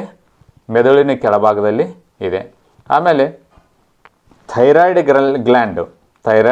ಗ್ಲ್ಯಾಂಡು ಇಲ್ಲಿದೆಯಲ್ಲ, ಇದು ಥೈರಾಕ್ಸಿನ್ ಹಾರ್ಮೋನನ್ನು ಸೆಕ್ರೆಟ್ ಮಾಡ್ತದೆ. ಇಲ್ಲಿ ಇರ್ತದೆ ಗಂಟಲಿನ ಭಾಗದಲ್ಲಿ, ಈ ಪೊಸಿಷನ್ನಲ್ಲಿ ಥೈರಾಯ್ಡ್ ಗ್ಲ್ಯಾಂಡ್ ಇದೆ. ಥೈರಾಕ್ಸಿನ್ ಹಾರ್ಮೋನನ್ನು ಬಿಡುಗಡೆ ಮಾಡ್ತದೆ. ಇದಕ್ಕೆ ಪರ್ಸ್ನಾಲಿಟಿ ಹಾರ್ಮೋನ್ ಅಂತ ಕರೀತಾರೆ. ಏನಿದು? Personality hormone. ಪರ್ಸ್ನಾಲಿಟಿ ವ್ಯಕ್ತಿತ್ವದ ಹಾರ್ಮೋನ್ ಪರ್ಸೋನ್ಯಾಲಿಟಿ ಹಾರ್ಮೋನ್ ಅಂತ ಕರೀತಾರೆ. ಭಾಳ ಅವನ ಪರ್ಸ್ನಾಲಿಟಿ ಭಾಳ ಬ್ಯೂಟಿಫುಲ್ ಇದೆ. ಆ ಹೀರೋಯಿನ್ ಪರ್ಸ್ನಾಲಿಟಿ ಭಾಳ ಚೆನ್ನಾಗಿದೆ ಅಂತಂದರೆ, so Har thyroid gland is working best at it level ಅಂತ. ಹೌದಾ? ಥೈರಾಕ್ಸಿನ್ ಹಾರ್ಮೋನ್ ಲೆವೆಲ್ದ ಮೇಲೆ ನಮ್ಮ ಪರ್ಸ್ನಾಲಿಟಿ, ಫಿಸಿಕಲ್ ಅಪಿಯರೆನ್ಸ್ ಅಂತ ಕರಿತೀವಿ, ಅದು ಡಿಪೆಂಡ್ ಆಗಿರ್ತದೆ. ಆಮೇಲೆ ಇದಕ್ಕೆ ಪರ್ಸ್ನಾಲಿಟಿ ಹಾರ್ಮೋನ್. ಇನ್ನೊಂದು 3F ಹಾರ್ಮೋನ್ ಅಂತ ಬರ್ತದೆ. 3F ಹಾರ್ಮೋನ್ ಹೌದಾ? ಅದು ಅಡ್ರಿನಲಿನ್ ಅಂತ ಕರಿತೀವಿ. ಅದಕ್ಕೆ ಏನು? ಅಡ್ರಿನಲಿನ್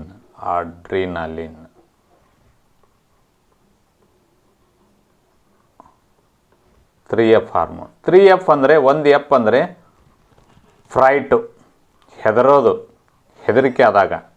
ಹೌದಾ? ಇನ್ನೊಂದು F ಅಂದರೆ ಫ್ಲೈಟು, ಹಾರಿ ಹೋಗೋದು, ಫ್ಲೈಟು. ಮತ್ತೊಂದು F ಅಂದರೆ ಫೈಟು, ಹೋರಾಟ ಮಾಡೋದು. ಇವು ಎಲ್ಲ ಸಂದರ್ಭದಲ್ಲಿ ಈ ಹಾರ್ಮೋನ್ ಬಿಡುಗಡೆ ಆಗ್ತದೆ. ನೀವು ಫ್ರೈಟ್ ಆದಾಗ, ನೀವು ಹೆದರಿದಾಗ, ನೀವು ಪಲಾಯನ ಎಸ್ಕೇಪ್ ಆದಾಗ, ನೀವು ಫೈಟ್ ಮಾಡಬೇಕಾದ್ರೆ ಈ ಮೂರು ಸಂದರ್ಭಗಳಲ್ಲಿ ಕೂಡ ಅಡ್ರಿನಲಿನ್ ಹಾರ್ಮೋನ್ ಬಿಡುಗಡೆ ಆಗ್ತದೆ. ಇದಕ್ಕೆ ಏನು ಕರೀತಾರೆ ಅಂತಂದರೆ, ಅಡ್ರಿನಲಿನ್ ಹಾರ್ಮೋನ್ಗೆ ಎಮರ್ಜೆನ್ಸಿ ಹಾರ್ಮೋನ್ ಅಂತ ಕರೀತಾರೆ. ಏನಿದು? Emergency hormone. ಫಾರ್ ಎಕ್ಸಾಂಪಲ್, ನೀವು ಮೈಕೂದಲು ಜುಮ್ ಅಂದು ಮೈಕೂದಲು ನೆಟ್ಟಗದು ಅಂತ ಮಾತಾಡ್ತಿರ್ತಾರಲ್ಲ, by that time adrenaline is secreting from adrenal gland. Adrenal ಗ್ರಂಥಿಯಿಂದ ಅಡ್ರಿನಲಿನ್ ಹಾರ್ಮೋನು ಬಿಡುಗಡೆ ಆಗ್ತದೆ.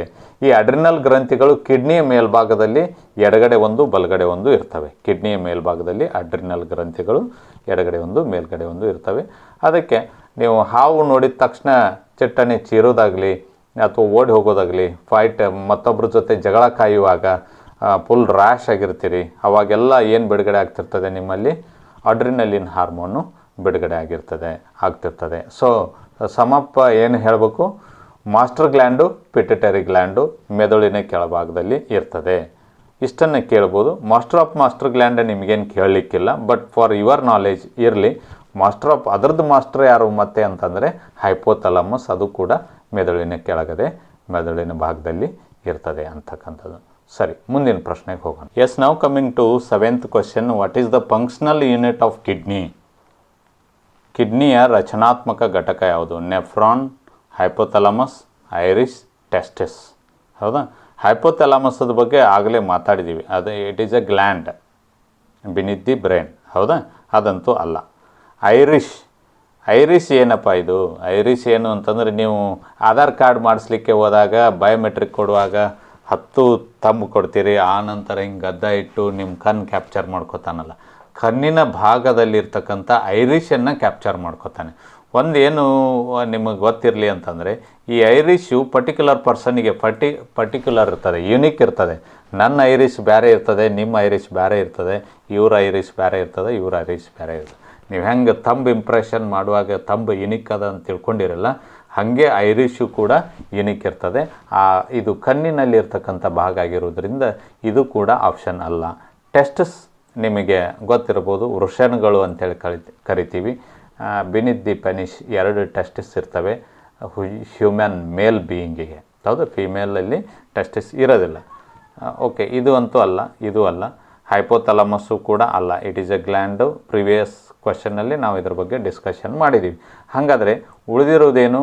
ನೆಫ್ರಾನ್. ಒಂದು ಕಿಡ್ನಿ, 2 ಕಿಡ್ನಿಗಳು ಈ ಶೇಪಲ್ಲಿ 2 ಕಿಡ್ನಿ ಇರ್ತವೆ. ಈ ಪ್ರತಿಯೊಂದು ಕಿಡ್ನಿಗಳಲ್ಲಿ ಮಿಲಿಯನ್ಸ್ ಟುಗೆದರ್ ನೆಫ್ರಾನ್ಸ್ ಇರ್ತವೆ. ಸೋಸುವ ಘಟಕಗಳವು.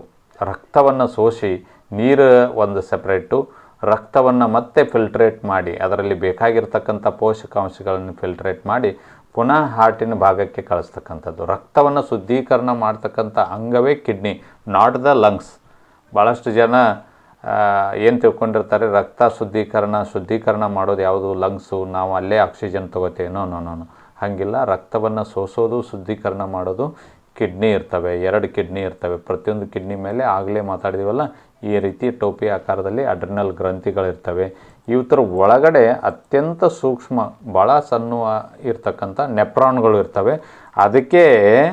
ಅದಕ್ಕೆ ಈ ನೆಫ್ರಾನ್ಗಳಿಗೆ ಇರ್ತಕ್ಕಂಥ ಡಾಕ್ಟ್ರಿಗೆ ನೆಫ್ರಾಲಜಿಸ್ಟ್ ಅಂತ ಕರೀತಾರೆ. ಅಥವಾ ಪೂರ್ತಿ ಎಲ್ಲ ಫೆನಿಸ್ದಿಂದ ಹಿಡ್ಕೊಂಡು ಕಿಡ್ನಿ ಏನು ಟ್ರೀಟ್ಮೆಂಟ್ ಕೊಡ್ತಕ್ಕಂಥ ಡಾಕ್ಟ್ರಿಗೆ ಯೂರೋಲಜಿಸ್ಟ್ ಅಂತ ಕರೆದ್ರೆ, ಪರ್ಟಿಕ್ಯುಲರ್ಲಿ ಕಿಡ್ನಿ ಒಳಗಿರ್ತಕ್ಕಂತಹ ನೆಫ್ರಾನ್ಗಳನ್ನು ಟ್ರೀಟ್ಮೆಂಟ್ ಮಾಡಲಿಕ್ಕಿರ್ತಕ್ಕಂಥ ಸ್ಪೆಷಲೈಸ್ಡ್ ಡಾಕ್ಟರ್ಗೆ ನೆಫ್ರಾಲಜಿಸ್ಟ್ ಅಂತ ಕರಿತೀವಿ. ಅವುಗಳಿಗೂ ಕೂಡ ರೋಗ ಬರ್ತದೆ. ಇತ್ತೀಚೆಗೆ ನೀವು ನೀರು ಕಡಿಮೆ ಕುಡಿದ್ರೆ ತೊಂದರೆ ಆಗ್ತಿರ್ತದೆ, ಪೇನ್ ಬರ್ತಿರ್ತದೆ, ಸ್ಟೋನು ಇರೋದಿಲ್ಲ, ಅಪೆಂಡಿಸೈಟಿಸು ಇರೋದಿಲ್ಲ. ಅಂಥ ಸಂದರ್ಭದೊಳಗೆ ನಿಮ್ಮದು ಡಯಾಗ್ನೋಸ್ ರಿಪೋರ್ಟ್ ಏನು ಬರ್ತದೆ ಅಂದರೆ ನೆಫ್ರೈಟಿಸ್ ಅಂತ ಬರ್ತದೆ. ನೆಫ್ರೈಟಿಸ್ ಅಂದರೆ ನೆಫ್ರಾನ್ ಏನಾಗಿರ್ತದೆ? ಉರಿಯೂತ ಆಗಿರ್ತದೆ. ಹೌದಾ? ಅದಕ್ಕೆ ನೆಫ್ರೈಟಿಸ್ ಅಂದರೆ functional unit, smallest and functional unit of kidney is nephron. ಸರಿ, ಮುಂದಿನ ಪ್ರಶ್ನೆಗೆ ಹೋಗೋಣ. ಏನು ಮುಂದಿನ ಪ್ರಶ್ನೆ? 8th question. Dash is responsible for water transportation in plants. ಹೌದಾ? ಸಸ್ಯಗಳಿಗೆ ನೀರನ್ನು ಒಯ್ದು ಕೊಡ್ತಕ್ಕಂಥ ಪೈಪ್ ಯಾವುದು? ನಳಿಕಾ ರಚನೆ ಯಾವುದು? ಒಂದು ಫ್ಲೋಯಮ್ ಇದೆ, ಮತ್ತೊಂದು ಝೈಲಮ್ ಇದೆ, ಇನ್ನೊಂದು ಸ್ಟೊಮಾಟಾ ಇದೆ, ಮತ್ತೊಂದು ರೂಟ್ಸ್ ಇದೆ. ಭಾಳಷ್ಟು ಜನರಿಗೆ ನಮಗೆ ನೋಡಿದಾಗ ಅನಿಸೋದು ರೂಟ್ಸ್ ಅನ್ನಿಸ್ತದೆ. ಸಸ್ಯಗಳಿಗೆ ನೀರನ್ನು ಕೊಡ್ತಕ್ಕಂಥದ್ದು ರೂಟ್ಸೇ ಅಲ್ವಾ? ರೂಟ್ಸ್ದಿಂದನೇ ರೂಟ್ಸ್ ಅಂದರೆ ಬೇರುಗಳಿಂದನೇ ನೀರನ್ನು ಹೀರ್ಕೊಳ್ತವೆ ಸಸ್ಯಗಳು. ಹಾಗಾಗಿ ಅದೇ ಇರ್ಬೋದು. ನೋ. ಬೇರು ನೀರನ್ನು ಹೀರ್ಕೊಳ್ಳಿಕ್ಕಿರೋದಷ್ಟೇ. ಹೆಂಗಂತಂದರೆ, ನಿಮ್ಮ ಮೋಟ್ರದಲ್ಲಿ ಫುಟ್ಬಾಲ್ ಗಡಿಗಿದ್ದಂಗೆ ಇದು. ಈ ರೀತಿ ನೀರು ಹೀರ್ಕೊಳ್ತದೆ ಅಷ್ಟೇ. ಅದು ಫುಟ್ಬಾಲ್ ಅದೇ ಒತ್ತಿ ಕೊಡೋದಿಲ್ಲ. ಮುಂದೆ ಹೊಲಕ್ಕೆ ಹಾಸೋದು ಅದಲ್ಲ, ಹೊಲಕ್ಕೆ ದೂರದ ಫಾರ್ಮ್ಗೆ ಒಯ್ಯೋದು ಇದು ಅಲ್ಲ. ಈ ಫಾರ್ಮ್ಗೆ ಒಯ್ಬೇಕಾದ್ರೆ ಪೈಪ್ಸ್ ಬೇಕಾಗ್ತವೆ. ಅಂಥ ಪೈಪ್ ಯಾವುದು ಅಂತ ಕೇಳ್ತಾನೆ. ಏನು ಫ್ಲೋಯಮ್ ಇದೆಯೋ, ಝೈಲಮ್ ಇದೆಯೋ, ಸ್ಟೊಮಾಟಾ ಇದೆಯೋ? ಒಂದೊಂದನ್ನೇ ಚರ್ಚೆ ಮಾಡೋಣ. ಫ್ಲೋಯಮ್ಮು ಫುಡ್ ಕಂಡಕ್ಟಿಂಗ್ ಟಿಶ್ಯೂ. ಇದು ಏನಿದು? Food conducting tissue. Phloem is A food conducting tissue. Phloem is for food. Phloem ಅದಕ್ಕೆ ಫುಡ್ಡಿಗೆ ಇರ್ತದೆ. ಫುಡ್ ಎಲ್ಲಿ? ಸಸ್ಯದ ಯಾವುದೋ ಒಂದು ಭಾಗದಲ್ಲಿ, ಸಸ್ಯದ ಈ ಒಂದು ಭಾಗದೊಳಗೆ ಆಹಾರ ತಯಾರಾಗ್ತದೆ, ಫುಡ್ ಪ್ರಿಪೇರ್ ಆಗ್ತದೆ. ಆದರೆ ಇದಕ್ಕೂ ಕೂಡ ಆಹಾರ ಬೇಕಾಗ್ತದೆ. ಯಾವುದಕ್ಕೆ? ಇದಕ್ಕೂ ಕೂಡ ಆಹಾರ. ಇಲ್ಲಿ ಕಾಂಡ ಇರ್ತದಲ್ಲ, ಇಲ್ಲಿ ಆಹಾರ ಬೇಕಾಗ್ತದೆ. ತಯಾರಾಗಿದ್ದ ಆಹಾರ ಎಲ್ಲಿ? ಈ ಎಲೆ ಭಾಗದೊಳಗೆ ಇಲ್ಲಿ ತಯಾರಾಗಿದೆ. ಹೌದಾ? ಅಲ್ಲಿಂದ ಇಲ್ಲಿಗೆ ಹೆಂಗೆ ಬರ್ತದೆ? Through phloem food conducting tissue. ಹಂಗಾರೆ ವಾಟರ್ ಕಂಡಕ್ಟಿಂಗ್ ಅಂತೂ ಅಲ್ಲಿದು. ಫ್ಲೋಯಮ್ಮು ವಾಟರ್ ಕಂಡಕ್ಟಿಂಗ್ ಅಂತೂ ಅಲ್ಲ, ನೀರನ್ನು ಒಯ್ದಲ್ಲ. ಝೈಲಮ್ದ ಬಗ್ಗೆ ವಿಚಾರ ಮಾಡೋಣ. Xylem is A water conducting tissue. This is the right answer. ಹೌದಾ? ನೆನ್ಪಿಟ್ಕೊಳ್ಳಿ. ಕೆಲವೊಂದು ಸಲ ನಿಮಗೆ ಫುಡ್ ಕಂಡಕ್ಟಿಂಗು ಕೇಳ್ಬೋದು, ಫುಡ್ ಟ್ರಾನ್ಸ್ಪೋರ್ಟೇಷನ್ದ ಬಗ್ಗೆನೂ ಕೇಳ್ಬೋದು, ವಾಟರ್ ಟ್ರಾನ್ಸ್ಪೋರ್ಟೇಷನ್ದ ಬಗ್ಗೆನೂ ಕೇಳ್ಬೋದು. Phloem is for food, phloem is for food, xylem is for water conducting tissue, water conducting tissue xylem. ಹೌದಾ? ನೆಕ್ಸ್ಟ್ ಸ್ಟೊಮಾಟ ಬರ್ತೀರಿ. ಸ್ಟೊಮಾಟ ಅಂತಂದರೆ ಈ ರೀತಿ ಸ್ಟ್ರಕ್ಚರ್ ಇರ್ತವೆ. ಆಗಲೇ ಕಿಡ್ನಿ ತೆಗೆದಿದ್ದೀವಲ್ಲ ಆ ರೀತಿ 2 ಸ್ಟ್ರಕ್ಚರ್ಗಳು ಒಂದಕ್ಕೊಂದು ಹಿಂಗೆ ಹತ್ಕೊಂಡಿರ್ತವೆ. ಇವಕ್ಕೆ ಸ್ಟೊಮಾಟ ಅಂತ ಕರೀತಾರೆ. ಇವು ಎಲೆ ಭಾಗದೊಳಗಿರ್ತವೆ. ಎಲೆಯಿಂದ ನೀರು ಆವಿಯಾಗಿ ಹೋಗಲಿಕ್ಕೆ ಸಹಾಯ ಮಾಡ್ತವೆ. ಟ್ರಾನ್ಸ್ಪಿರೇಷನ್ ಅಂತ ಕರಿತೀವಿ. ಟ್ರಾನ್ಸ್ಪೋರ್ಟೇಷನ್ ಬೇರೆ, ಟ್ರಾನ್ಸ್ಪಿರೇಷನ್ ಇಬ್ಬನಿ ನೋಡಿದ್ದೀರಲ್ಲ ನೀವು, ಇಬ್ಬನಿ ಅದೆಲ್ಲ ಈ ರಂಧ್ರದ ಮೂಲಕ ಹೋಗ್ತದೆ ನೋಡಿ, ಈ ರಂಧ್ರ. ಇದಕ್ಕೆ ಸ್ಟೊಮಾಟ ಅಂತ ಕರಿತೀವಿ. ಇದು ಕೂಡ ವಾಟರ್ ಟ್ರಾನ್ಸ್ಪೋರ್ಟೇಷನ್ ಅಲ್ಲ. ಇದು ಇಲ್ಲಿ ಏನು ಕೇಳ್ಬೋದು ಅಂತಂದರೆ ನಿಮಗೆ ಸಸ್ಯ ಕಾರ್ಬನ್ ಡೈಆಕ್ಸೈಡನ್ನು ಯಾವ ರೀತಿ ಎದರ ಮೂಲಕ ತಗೊಳ್ತದೆ, ಸಸ್ಯ ಆಮ್ಲಜನಕವನ್ನು ಯಾವ ಭಾಗದ ಮೂಲಕ ಬಿಡುಗಡೆ ಮಾಡ್ತದೆ ಅಂತಕ್ಕಂಥ ಪ್ರಶ್ನೆ ಕೇಳ್ಬೋದು. ಆವಾಗ you should directly go to stomata. ಹಿಂಗಿರ್ತದೆ. ಇದೇ ರಂಧ್ರದಲ್ಲಿ ಕಾರ್ಬನ್ ಡೈಆಕ್ಸೈಡ್ ವಾತಾವರಣದಿಂದ ಒಳಗಡೆ ಹೋಗ್ತದೆ, ಎಲೆ ಒಳಗಡೆ ಹೋಗ್ತದೆ. ಎಲೆಯಲ್ಲಿ ಇಂಥ ಸೂಕ್ಷ್ಮ ನೂರಾರು, ಒಂದು ಎಲೆಗೆ ನೂರಾರು, ದೊಡ್ಡ ಎಲೆ ಇದ್ದರೆ ಸಾವಿರಾರು ಸ್ಟೊಮಾಟಗಳು ಇರ್ತವೆ. ಅವು ಯಾಕೆ ಇರ್ತವೆ ಅಂತಂದರೆ ವಾತಾವರಣದ ಕಾರ್ಬನ್ ಡೈಆಕ್ಸೈಡನ್ನು ಹೀರಿಕೊಳ್ಳಲಿಕ್ಕೆ, ವಾತಾವರಣಕ್ಕೆ ಆಕ್ಸಿಜನ್ನನ್ನು ಬಿಡುಗಡೆ ಮಾಡಲಿಕ್ಕೆ ಈ ರಂಧ್ರಗಳು ಸಹಾಯ ಮಾಡ್ತವೆ. ಅದರ ಬಗ್ಗೆ ಪ್ರಶ್ನೆ ಕೇಳಿದಾಗ ನೀವು ಏನು ಉತ್ತರ ಕೊಡಬೇಕಾಗ್ತದೆ? ಸ್ಟೊಮಾಟ ಅಂಥೇಳಿ ಉತ್ತರವನ್ನು ಕೊಡಬೇಕಾಗ್ತದೆ. ರೂಟ್ಸ್, ಬೇರಿನ ಕಾರ್ಯ ನಿಮ್ಗೆ ಗೊತ್ತಿದೆ. ಮಣ್ಣಿನಲ್ಲಿರ್ತಕ್ಕಂತಹ ಲವಣಗಳನ್ನು, ಗೊಬ್ಬರಗಳನ್ನು, ನೀರನ್ನು ಹೀರ್ಕೊಳ್ಳಿಕ್ಕೆ ಅಷ್ಟೇ. ಸರಿ, ಮುಂದಿನ ಪ್ರಶ್ನೆಗೆ ಹೋಗೋಣ. ಎಸ್, ನಾವು coming to 9th question. Which gas is involved in Bhopal gas tragedy? ಭೋಪಾಲದಲ್ಲಿ ಆಗಿರ್ತಕ್ಕಂಥ ಅನಿಲ ದುರಂತದಲ್ಲಿ ಬಿಡುಗಡೆ ಆಗಿರ್ತಕ್ಕಂಥ ಅನಿಲ ಯಾವುದು? ಅನಿಲ ದುರಂತದಲ್ಲಿ ಬಿಡುಗಡೆ ಆಗಿರ್ತಕ್ಕಂಥ ಅನಿಲ ಯಾವುದು? ಯಾವ ಗ್ಯಾಸ್ ಬಿಡುಗಡೆ ಆಯ್ತು ಇಲ್ಲಿ?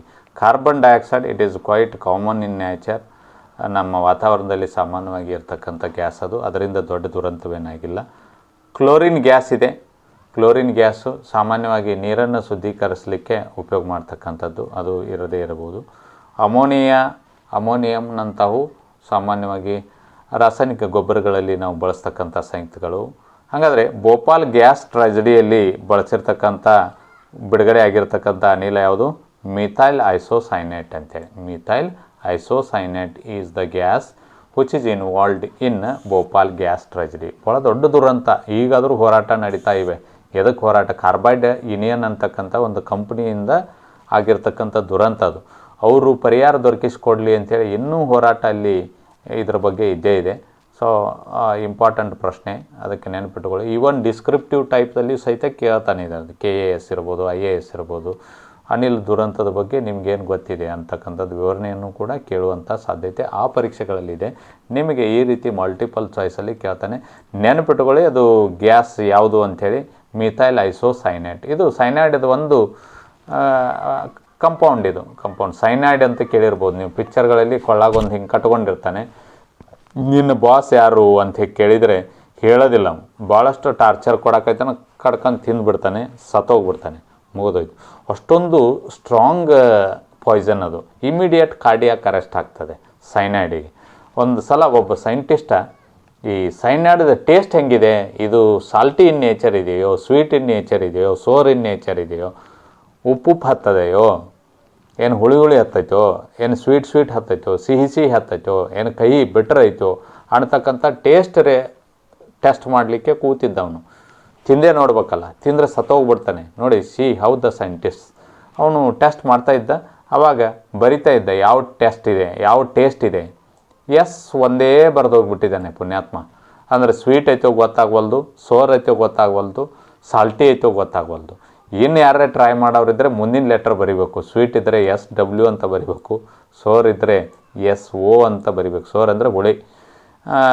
ಆಮೇಲೆ ಸ್ವೀಟ್ ಇದ್ದರೆ ಸ್ವೀಟ್ ಆಯ್ತು, ಸೋರ್ ಆಯ್ತು. ಆಮೇಲೆ ಸಾಲ್ಟಿ ಇದ್ದರೆ SA ಅಂತ ಬರಿಬೇಕಾಗ್ತದೆ. ಹೌದಾ? ಇರಲಿ.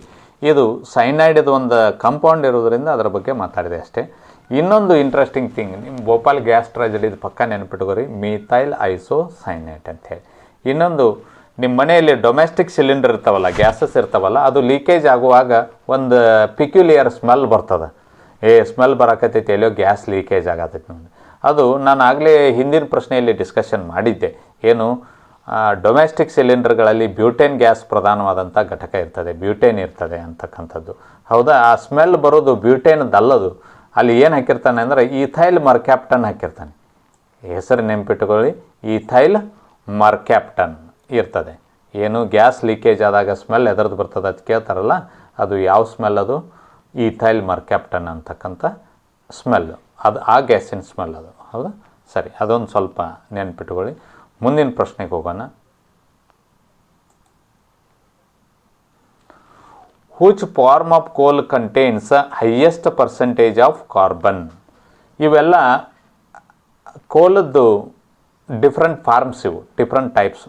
ಅಂಥ್ರಸೈಟ್ ಇರ್ಬೋದು, ಬಿಟುಮಿನಸ್ ಇರ್ಬೋದು, ಸಬ್ ಬಿಟುಮಿನಸ್ ಇರ್ಬೋದು, ಲಿಗ್ನೈಟ್ ಇರ್ಬೋದು. These are the 4 different types of the coals. ಎದರೊಳಗೆ ಹೈಯೆಸ್ಟ್ ಪರ್ಸೆಂಟೇಜ್ ಆಫ್ ಕಾರ್ಬನ್ ಇದೆ ಅಂತಕ್ಕಂಥ ಪ್ರಶ್ನೆ. ಹೈಯೆಸ್ಟ್ ಪರ್ಸೆಂಟೇಜ್ ಆಫ್ ಕಾರ್ಬನ್ ಯಾಕೆ ನಮಗೆ ಇಂಪಾರ್ಟೆಂಟು ಅಂತಂದರೆ, ಹೈಯೆಸ್ಟ್ ಪರ್ಸೆಂಟೇಜ್ ಆಫ್ ಕಾರ್ಬನ್ ಎದುರಾಗಿರ್ತೈತೋ ಅದು ಭಾಳ ಚೆನ್ನಾಗಿ ಉರಿತದೆ. ಅದರ ಸಲುವಾಗಿ ಕಾರ್ಬನ್ ಪರ್ಸೆಂಟೇಜನ್ನು ನೋಡಬೇಕಾಗ್ತದೆ. ಸೊ ಇದರಲ್ಲಿ highest percentage of carbon dioxide ಇದೆ ಯಾವುದರಲ್ಲಿ? ಅಂಥ್ರಾಸೈಟಲ್ಲಿ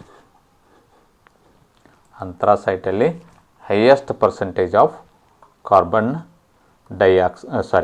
ಇದೆ ಅಂಥ್ರಾಸೈಟಲ್ಲಿ. ಎಷ್ಟಿದೆ ಅಂಥ್ರಾಸೈಟಲ್ಲಿ ಕಾರ್ಬನ್ ಎಷ್ಟಿದೆ ಅಂಥ್ರಾಸೈಟಲ್ಲಿ ಅಂದರೆ, ಒಂದು ನಿಮಿಷ.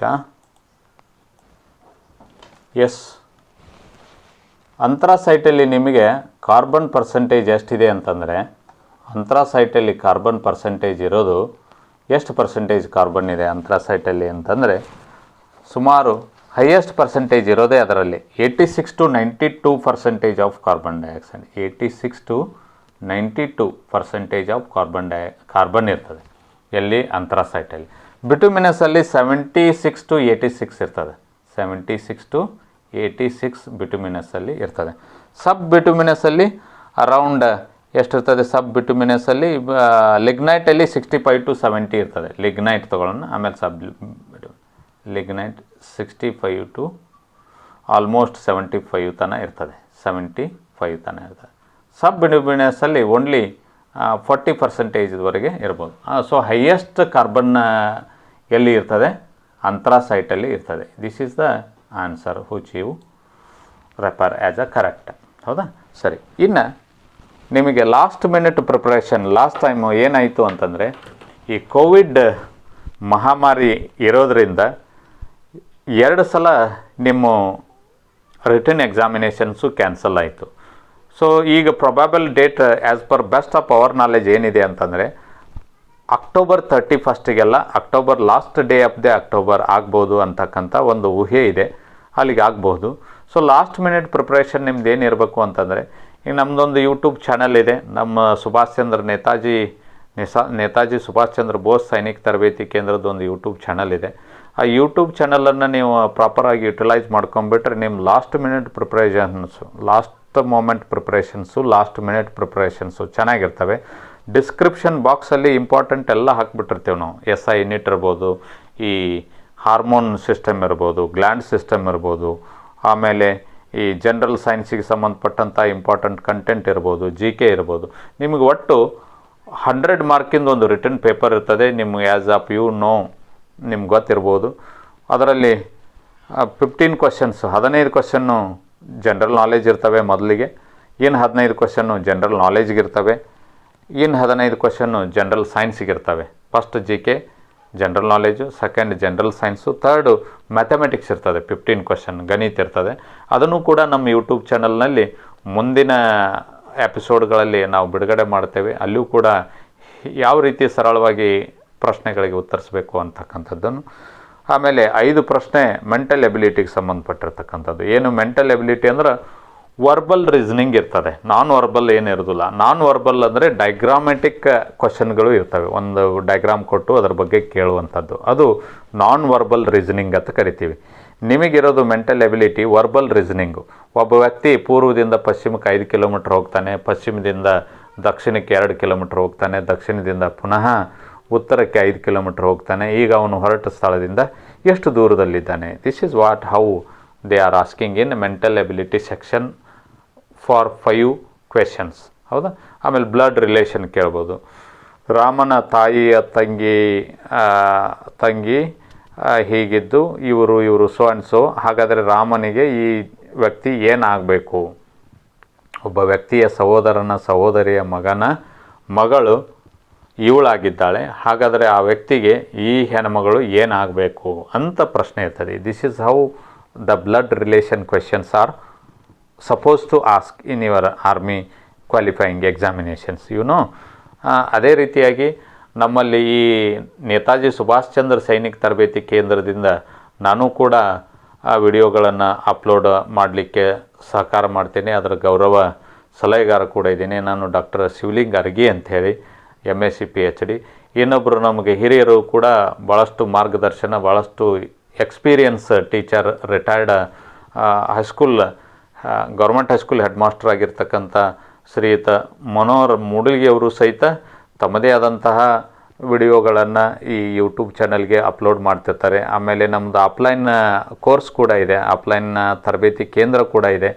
ಅದರ ಬಗ್ಗೆ ಯಾವುದೇ ಆರ್ಮಿ, ನೇವಿ, ಆಮೇಲೆ ಏರ್ಫೋರ್ಸ್ಗೆ ಸಂಬಂಧಪಟ್ಟಂತಹ, ಪರೀಕ್ಷೆಗೆ ಸಂಬಂಧಪಟ್ಟಂತಹ, ನೇಮಕಾತಿಗೆ ಸಂಬಂಧಪಟ್ಟಂತಹ, ಫಿಸಿಕಲ್ಗೆ ಸಂಬಂಧಪಟ್ಟಂತಹ ಮತ್ತು ಸಿಲೆಬಸ್ಗೆ ಸಂಬಂಧಪಟ್ಟಂತಹ ಯಾವುದೇ ನಿಮ್ಮಲ್ಲಿ ಸಂದೇಹಗಳಿದ್ದರೆ ಆ ಸಂದೇಹಗಳ ಪರಿಹಾರಕ್ಕಾಗಿ ಸ್ಕ್ರೀನ್ ಮೇಲೆ ಬರ್ತಿರ್ತಕ್ಕಂಥ ಮೊಬೈಲ್ ನಂಬರ್ಗೆ ನೀವು ಸಂಪರ್ಕಿಸಿದರೆ ನಿಮಗೆ ಎಲ್ಲ ರೀತಿಯ ಸಂದೇಹಗಳನ್ನು ಉಚಿತವಾಗಿ ಪರಿಹಾರ ಮಾಡಿಕೊಡಲಿಕ್ಕೆ ನಾವು ಸಿದ್ಧರಿದ್ದೇವೆ. ನಾವು we are not going in a commercial way. ನಾವು ಸೈನಿಕ ತರಬೇತಿಯನ್ನು ಭಾಳ ವಾಣಿಜ್ಯ ಮಟ್ಟದೊಳಗೆ ರೆಡಿ ಮಾಡಲಿಕ್ಕೆ ತಯಾರಿಲ್ಲ. ನಮಗೆ ದೇಶಕ್ಕಾಗಿ ಹೋರಾಡುವಂತಹ ಸೈನಿಕರಿಗೆ ಒಂದು ಸೇವೆ ಮಾಡುವಂಥ ಅವಕಾಶ ಬೇಕಾಗಿತ್ತು. ಆ ಅವಕಾಶವನ್ನು ನಾವು ಕಲ್ಪಿಸ್ಕೊಂಡಿದ್ದೀವಿ. ಇಷ್ಟೇ ಇದರ ಉದ್ದೇಶ. ಆಮೇಲೆ ಇದನ್ನು ಭಾಳಷ್ಟು ಕಮರ್ಷಿಯಲ್ ಆಗಿ ವಾಣಿಜ್ಯಯುತವಾಗಿ ಮಾಡಲಿಕ್ಕೆ ನಮಗೆ ಹೆಚ್ಚಿನ ಆಸಕ್ತಿ ಇಲ್ಲ. ನಾವು ಏನೇ ಕೊಟ್ಟರು ಸಹಿತ ನಮ್ಮದೇನು ಎಕ್ಸ್ಪೆಂಡಿಚರ್, ಮಿನಿಮಮ್ ಎಕ್ಸ್ಪೆಂಡಿಚರ್ ಏನಿರ್ತದೆಯೋ ಅದನ್ನು ಮಾಡ್ತೀವಿ. ಯೂಟ್ಯೂಬ್ ಚಾನಲ್ ಅಂತೂ completely free for you. Offline coaching ಬಂದರೆ ಮಾತ್ರ, ಯಾಕಂದರೆ ಊಟ ವಸತಿ ಎಲ್ಲ ನಿಮಗೆ ಒದಗಿಸ್ಬೇಕಾಗ್ತದೆ. ಅದರದ್ದೇನು ನಿಮ್ಮ ಸಂಪರ್ಕ ಮಾಡಿ ಸ್ಕ್ರೀನ್ ಮೇಲೆ ಬರ್ತಿರ್ತಕ್ಕಂಥ ನಂಬರ್ಗೆ ಸಂಪರ್ಕ ಮಾಡಿ ತೊಗೊಳ್ಬೇಕು. ಆ ನಂಬರ್ಗೆ ಸಂಪರ್ಕ ಮಾಡಿದರೆ ಅದರ ಸ್ಟ್ರಕ್ಚರನ್ನು ಅವ್ರು ಹೇಳ್ತಾರೆ. ಸೊ ಲಾಸ್ಟ್ ಮಿನಿಟ್ ನೀವೇನು ಮಾಡಬೇಕು ಅಂತಂದರೆ ಈ ಯೂಟ್ಯೂಬ್ ಚಾನಲ್ಗಳನ್ನು ಬಳಸ್ಕೊಳ್ರಿ, ಒಂದನೇದ್ದು. ಆಮೇಲೆ ನಾನು ಮುಂದಿನ ಎಪಿಸೋಡ್ಗಳಲ್ಲಿ ಕೆಲವೊಂದು ಗಣಿತದ ಸರಳ ಸಮಸ್ಯೆಗಳನ್ನು ನಿಮಗೆ ಬಿಡಿಸ್ಲಿಕ್ಕೆ ಹೇಳ್ತಿರ್ತೇನೆ, ವರ್ಕ್ ಕೊಡ್ತಿರ್ತೇನೆ. ಅವುಗಳನ್ನು ಸಹಿತ ಉಪಯೋಗ ಮಾಡ್ಕೊಳ್ಳಿ. ಕೆಲವೊಂದು ನೋಟ್ಸು ಕೂಡ ನಾವು ಯೂಟ್ಯೂಬ್ ಚಾನಲಲ್ಲಿ ಆಗಲಿ, ನಮ್ಮದು ಕೆಲವೊಂದು ವಾಟ್ಸಪ್ ಗ್ರೂಪ್ಗಳಿವೆ, ಟೆಲಿಗ್ರಾಮ್ ಗ್ರೂಪ್ ಕೂಡ ಇದೆ. ಅದರದ್ದು ಲಿಂಕಿಗೂ ಕೂಡ ನೀವು ಜಾಯ್ನ್ ಆಗ್ಬೋದು. ಇನ್ವೈಟ್ ಮಾಡಿರ್ತೇವೆ, ನಾವು ಲಿಂಕ್ ಕಳಿಸಿರ್ತೇವೆ. ಅಲ್ಲಿ ಕೂಡ ನೀವು ಜಾಯ್ನ್ ಆದರೆ PDF ನೋಟ್ಸ್ ಕೂಡ ನಾವು ಬಿಡ್ತಿರ್ತೇವೆ. Especially general science, general mathematics ಮತ್ತು ಜನರಲ್ ನಾಲೆಜ್ಗೆ ಎಕ್ಸ್ಪರ್ಟ್ ಟೀಚರ್ಸ್, ಹೈಲಿ ಎಕ್ಸ್ಪರ್ಟ್ ಟೀಚರ್ಸನ್ನು ನಾವು ನಮ್ಮ ಈ ನೇತಾಜಿ ಸುಭಾಷ್ ಚಂದ್ರ ಬೋಸ್ ಸೈನಿಕ ತರಬೇತಿ ಕೇಂದ್ರದಲ್ಲಿ ಭಾಳಷ್ಟು ನುರಿತ ಮತ್ತು ಅನುಭವಿ ಹೈಲಿ ಕ್ವಾಲಿಫೈಡ್ ಟೀಚರ್ಸನ್ನು ನಾವು ನೇಮಕಾತಿ ಮಾಡ್ಕೊಂಡಿದ್ದೀವಿ. Especially for general knowledge, general science, general ಮ್ಯಾಥಮೆಟಿಕ್ಸಿಗೆ ವಿಶೇಷವಾಗಿರ್ತಕ್ಕಂಥ ನುರಿತ ಶಿಕ್ಷಕರಿಂದ ನಾವು ಬೋಧಿಸ್ತೇವೆ. ಅವರ ಉದ್ದೇಶ ಇಷ್ಟೇ, ದೇಶದ ಸೇವೆಗಾಗಿ ಹೋಗ್ತಕ್ಕಂಥ ತಮಗೆ ಒಂದು ಅಳಿಲು ಸೇವೆಯನ್ನು ಸಲ್ಲಿಸಲಿಕ್ಕೆ ಭಾಳಷ್ಟು ಉತ್ಸುಕರಾಗಿ ನಿಮ್ಮ ಸೇವೆಯನ್ನು ಮಾಡಲಿಕ್ಕೆ ಕಾಯ್ತಾ ಇದ್ದಾರೆ. ನಮ್ಮ ಆಫ್ಲೈನ್ ಕೋಚಿಂಗ್ ಸೆಂಟರನ್ನು ಸಂಪರ್ಕಿಸಬೇಕಾದರೆ ಸ್ಕ್ರೀನ್ ಮೇಲೆ ಬರ್ತಿರ್ತಕ್ಕಂಥ ನಂಬರ್ಗೆ ಸಂಪರ್ಕ ಮಾಡಿ. ನಮಗೆ ಈ ಟೆಲಿಗ್ರಾಮ್ ಗ್ರೂಪ್ ಕೂಡ ಇದೆ, ವಾಟ್ಸಪ್ ಗ್ರೂಪ್ ಕೂಡ ಇದೆ. ಅಲ್ಲಿ PDF ನೋಟ್ಸ್ಗಳನ್ನು ಕೂಡ ನಾವು ಅಪ್ಲೋಡ್ ಮಾಡ್ತಿರ್ತೇವೆ. ಲಿಂಕನ್ನು ಶೇರ್ ಮಾಡಿರ್ತೇವೆ, ಇನ್ವೈಟ್ ಮಾಡಿರ್ತೇವೆ.